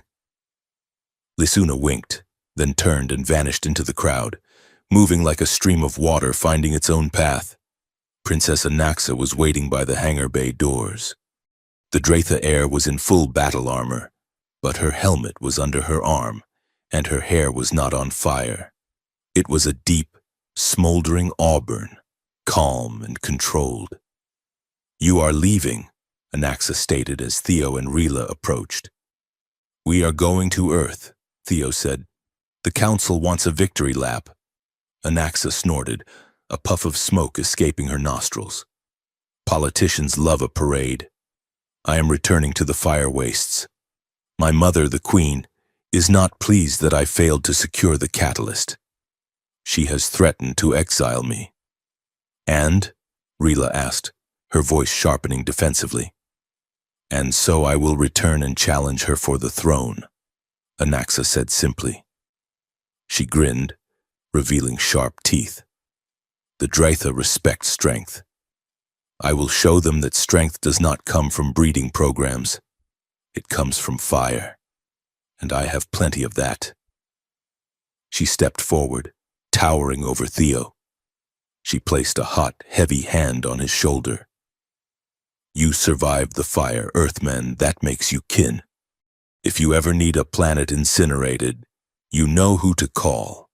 I will try to keep the incineration to a minimum," Theo promised. "Good. More for me." Anaxa turned and marched toward her shuttle, her soldiers falling in step behind her, not out of fear, but out of fanatical loyalty. The hardest farewell, however, was the one that didn't happen in the open. Theo was in his quarters, packing the few belongings he had brought with him, a datapad, a change of clothes, and the fossilized trilobite he used as a paperweight. The lights in the room dimmed, the shadows in the corner lengthened, stretching out across the floor like fingers. Princess Nixari stepped out of the darkness. She was not wearing her veil. Her face was exposed, pale gray skin, lips the color of a bruise, and eyes that held the swirling darkness of a black hole. She looked beautiful and terrifyingly lonely. "You are leaving," she whispered. Her voice seemed to bypass his ears and echo directly in his chest. "Nixari," Theo said, turning to face her. "I didn't see you at the assembly. I do not belong in the light," she said. "My people are creatures of the shade. We watch. We remember." She glided closer, stopping just inches from him. The air around her was cold, smelling of rain and deep space. "Do you remember the dream?" she asked. "The one I showed you? The garden where we were one?" "I remember," Theo said softly. "In that timeline," Nixari said, staring into his eyes. "We ruled for 1,000 years, and we brought order to the chaos, and we were terrible and magnificent." She reached out, her cold fingers brushing his cheek. "I miss that timeline. Theo. I miss the version of you that belonged to me." Theo didn't pull away.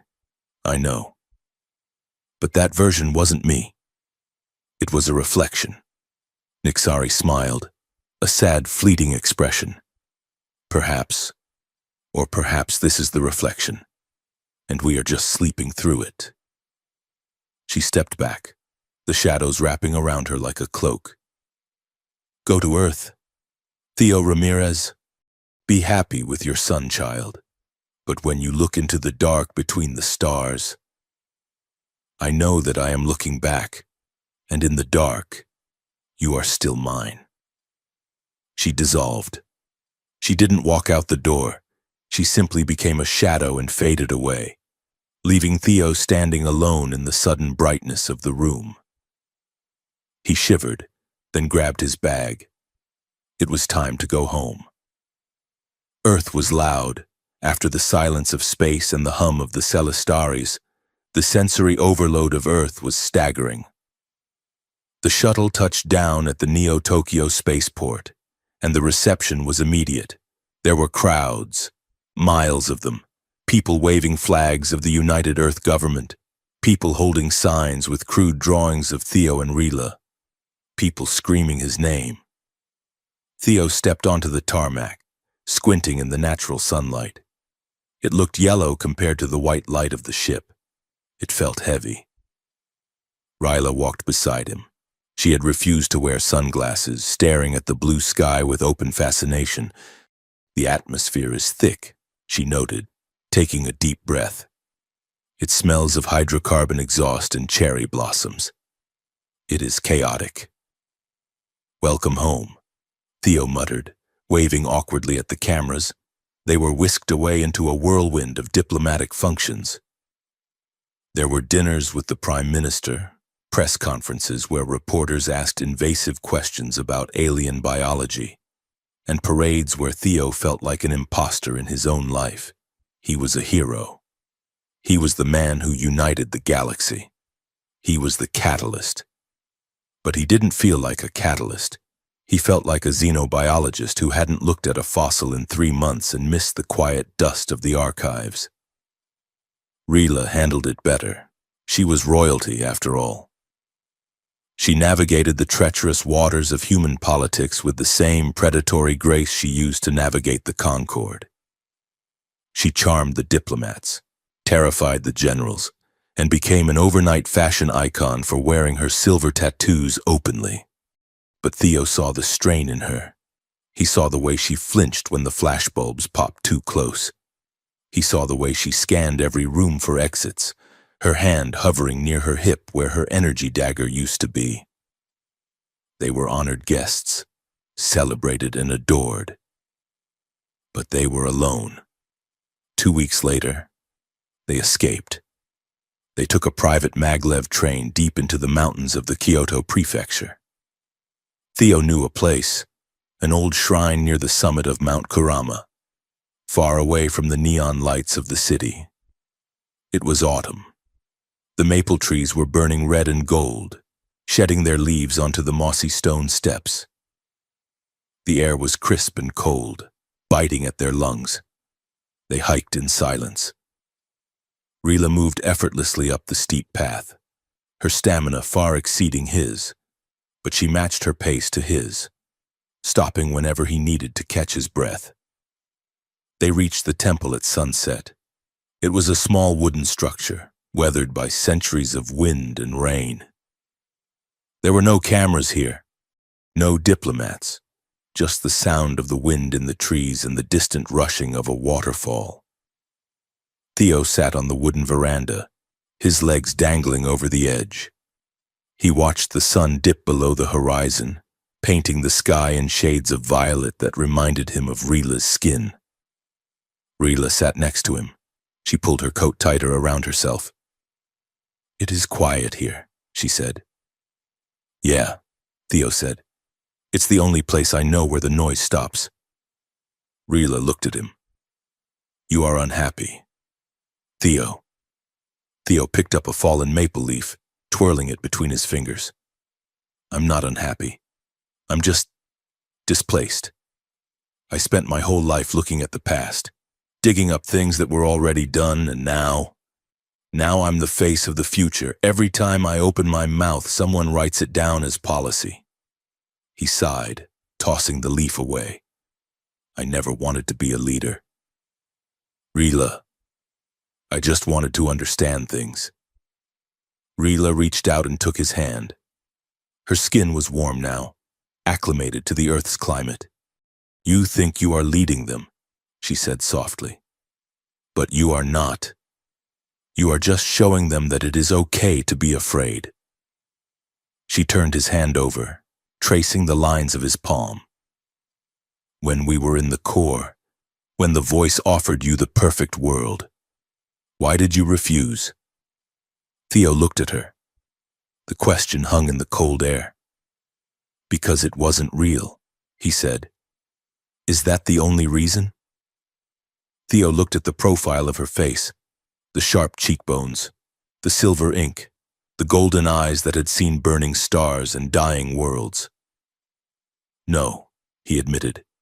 He shifted, turning his body toward her. "I refused because you weren't there, the real you, the one who slapped Anaxa, the one who dragged me through the engineering decks, the one who is terrified of her own mother." Rila went still. "I didn't save the galaxy. Rila. I didn't unlock the seventh seed for the sake of the Alliance. I didn't do it for the High Emissary or for history." He squeezed her hand. "I did it because I didn't want to live in a universe where I couldn't sit next to you and just be." Rila looked down. A tremor went through her shoulders. "I have spent my life being a symbol," she whispered. "I was the Meraxis heir. I was the scion. I was the vessel for the bloodline. No one ever looked at me and saw a person. They saw a treaty. They saw a weapon." She looked up, and her eyes were wet. "But you, inside the core, you didn't choose the princess. You chose the girl who was crying in a crate." "Yes," Theo said. "And I'd choose her again. Every time." Rila let out a breath that was half laugh, half sob. She leaned forward, resting her forehead against his. "I love you. Theo Ramirez." The words were spoken in English, but they carried the weight of the Meraxis tongue, dense, heavy, and absolute. Theo closed his eyes, absorbing the shock of it. It wasn't a biological directive. It wasn't a diplomatic maneuver. It was just a fact. "I love you too," he whispered. They sat there as the light faded completely and the first stars began to prick the darkness above them. They didn't kiss. They didn't need to. They just sat, shoulder to shoulder, two specks of life on a quiet mountain, anchoring each other against the vast, terrifying spin of the galaxy. "Look," Rila said, pointing up. Theo looked, high above, moving like a stream of diamonds against the black void. A fleet of ships was breaking orbit. It was the new Alliance fleet. There were Meraxis cruisers flying in formation with Terran destroyers. There were Dratha battleships flanking iceborne science vessels. They weren't moving in an attack formation. They were spreading out. They were going in every direction. "They are leaving," Theo said. "They are exploring," Rila corrected. She rested her head on his shoulder, watching the lights drift away into the unknown. "They are going to find new worlds. They are going to find a new life. And they are going to make terrible mistakes. Probably." Theo agreed. "But they will not be alone," she said. Theo watched the ships until they were nothing more than new stars in the constellation. He thought about the progenitors, 50,000 years ago, terrified and dying, hiding their hope in a strand of DNA. He thought about Nari, falling to the floor of the rotunda. He thought about the High Emissary, learning to ask questions. He looked at the alien princess resting against him, her heartbeat steady against his arm. "We did good." "Rila," he said softly. Rila closed her eyes, a small smile playing on her lips. "Yes, Earthman. We did." They sat in the silence of the temple, surrounded by the falling leaves and the rising stars. Finally, perfectly, at peace. Epilogue. The museum was quiet. It was the Hall of Unity, a massive structure of glass and steel built on the ruins of the old United Nations headquarters. A mother walked through the exhibit, holding the hand of her 6-year-old daughter. The little girl was staring wide-eyed at the massive holographic mural that dominated the central wall. It depicted the scene of the choosing. The 8 alien princesses, radiant and terrifying in their power, standing in a semicircle. Their arms were raised, their fingers were pointing. And in the center, looking small and overwhelmed, was a man in a rumpled tunic. "Mommy?" the little girl asked, tugging on her mother's hand. "Yes." "Sweetie?" The girl pointed at the mural. "Is it true? That once 8 alien princesses all pointed to one human?" The mother stopped. She looked at the image of Theo Ramirez, the man who had opened the sky. She looked at the image of Ryla standing beside him, her eyes fierce and protective. She looked down at her daughter, seeing the same curiosity in her eyes that had saved the galaxy. The mother smiled. "Yes," she said, and he chose back.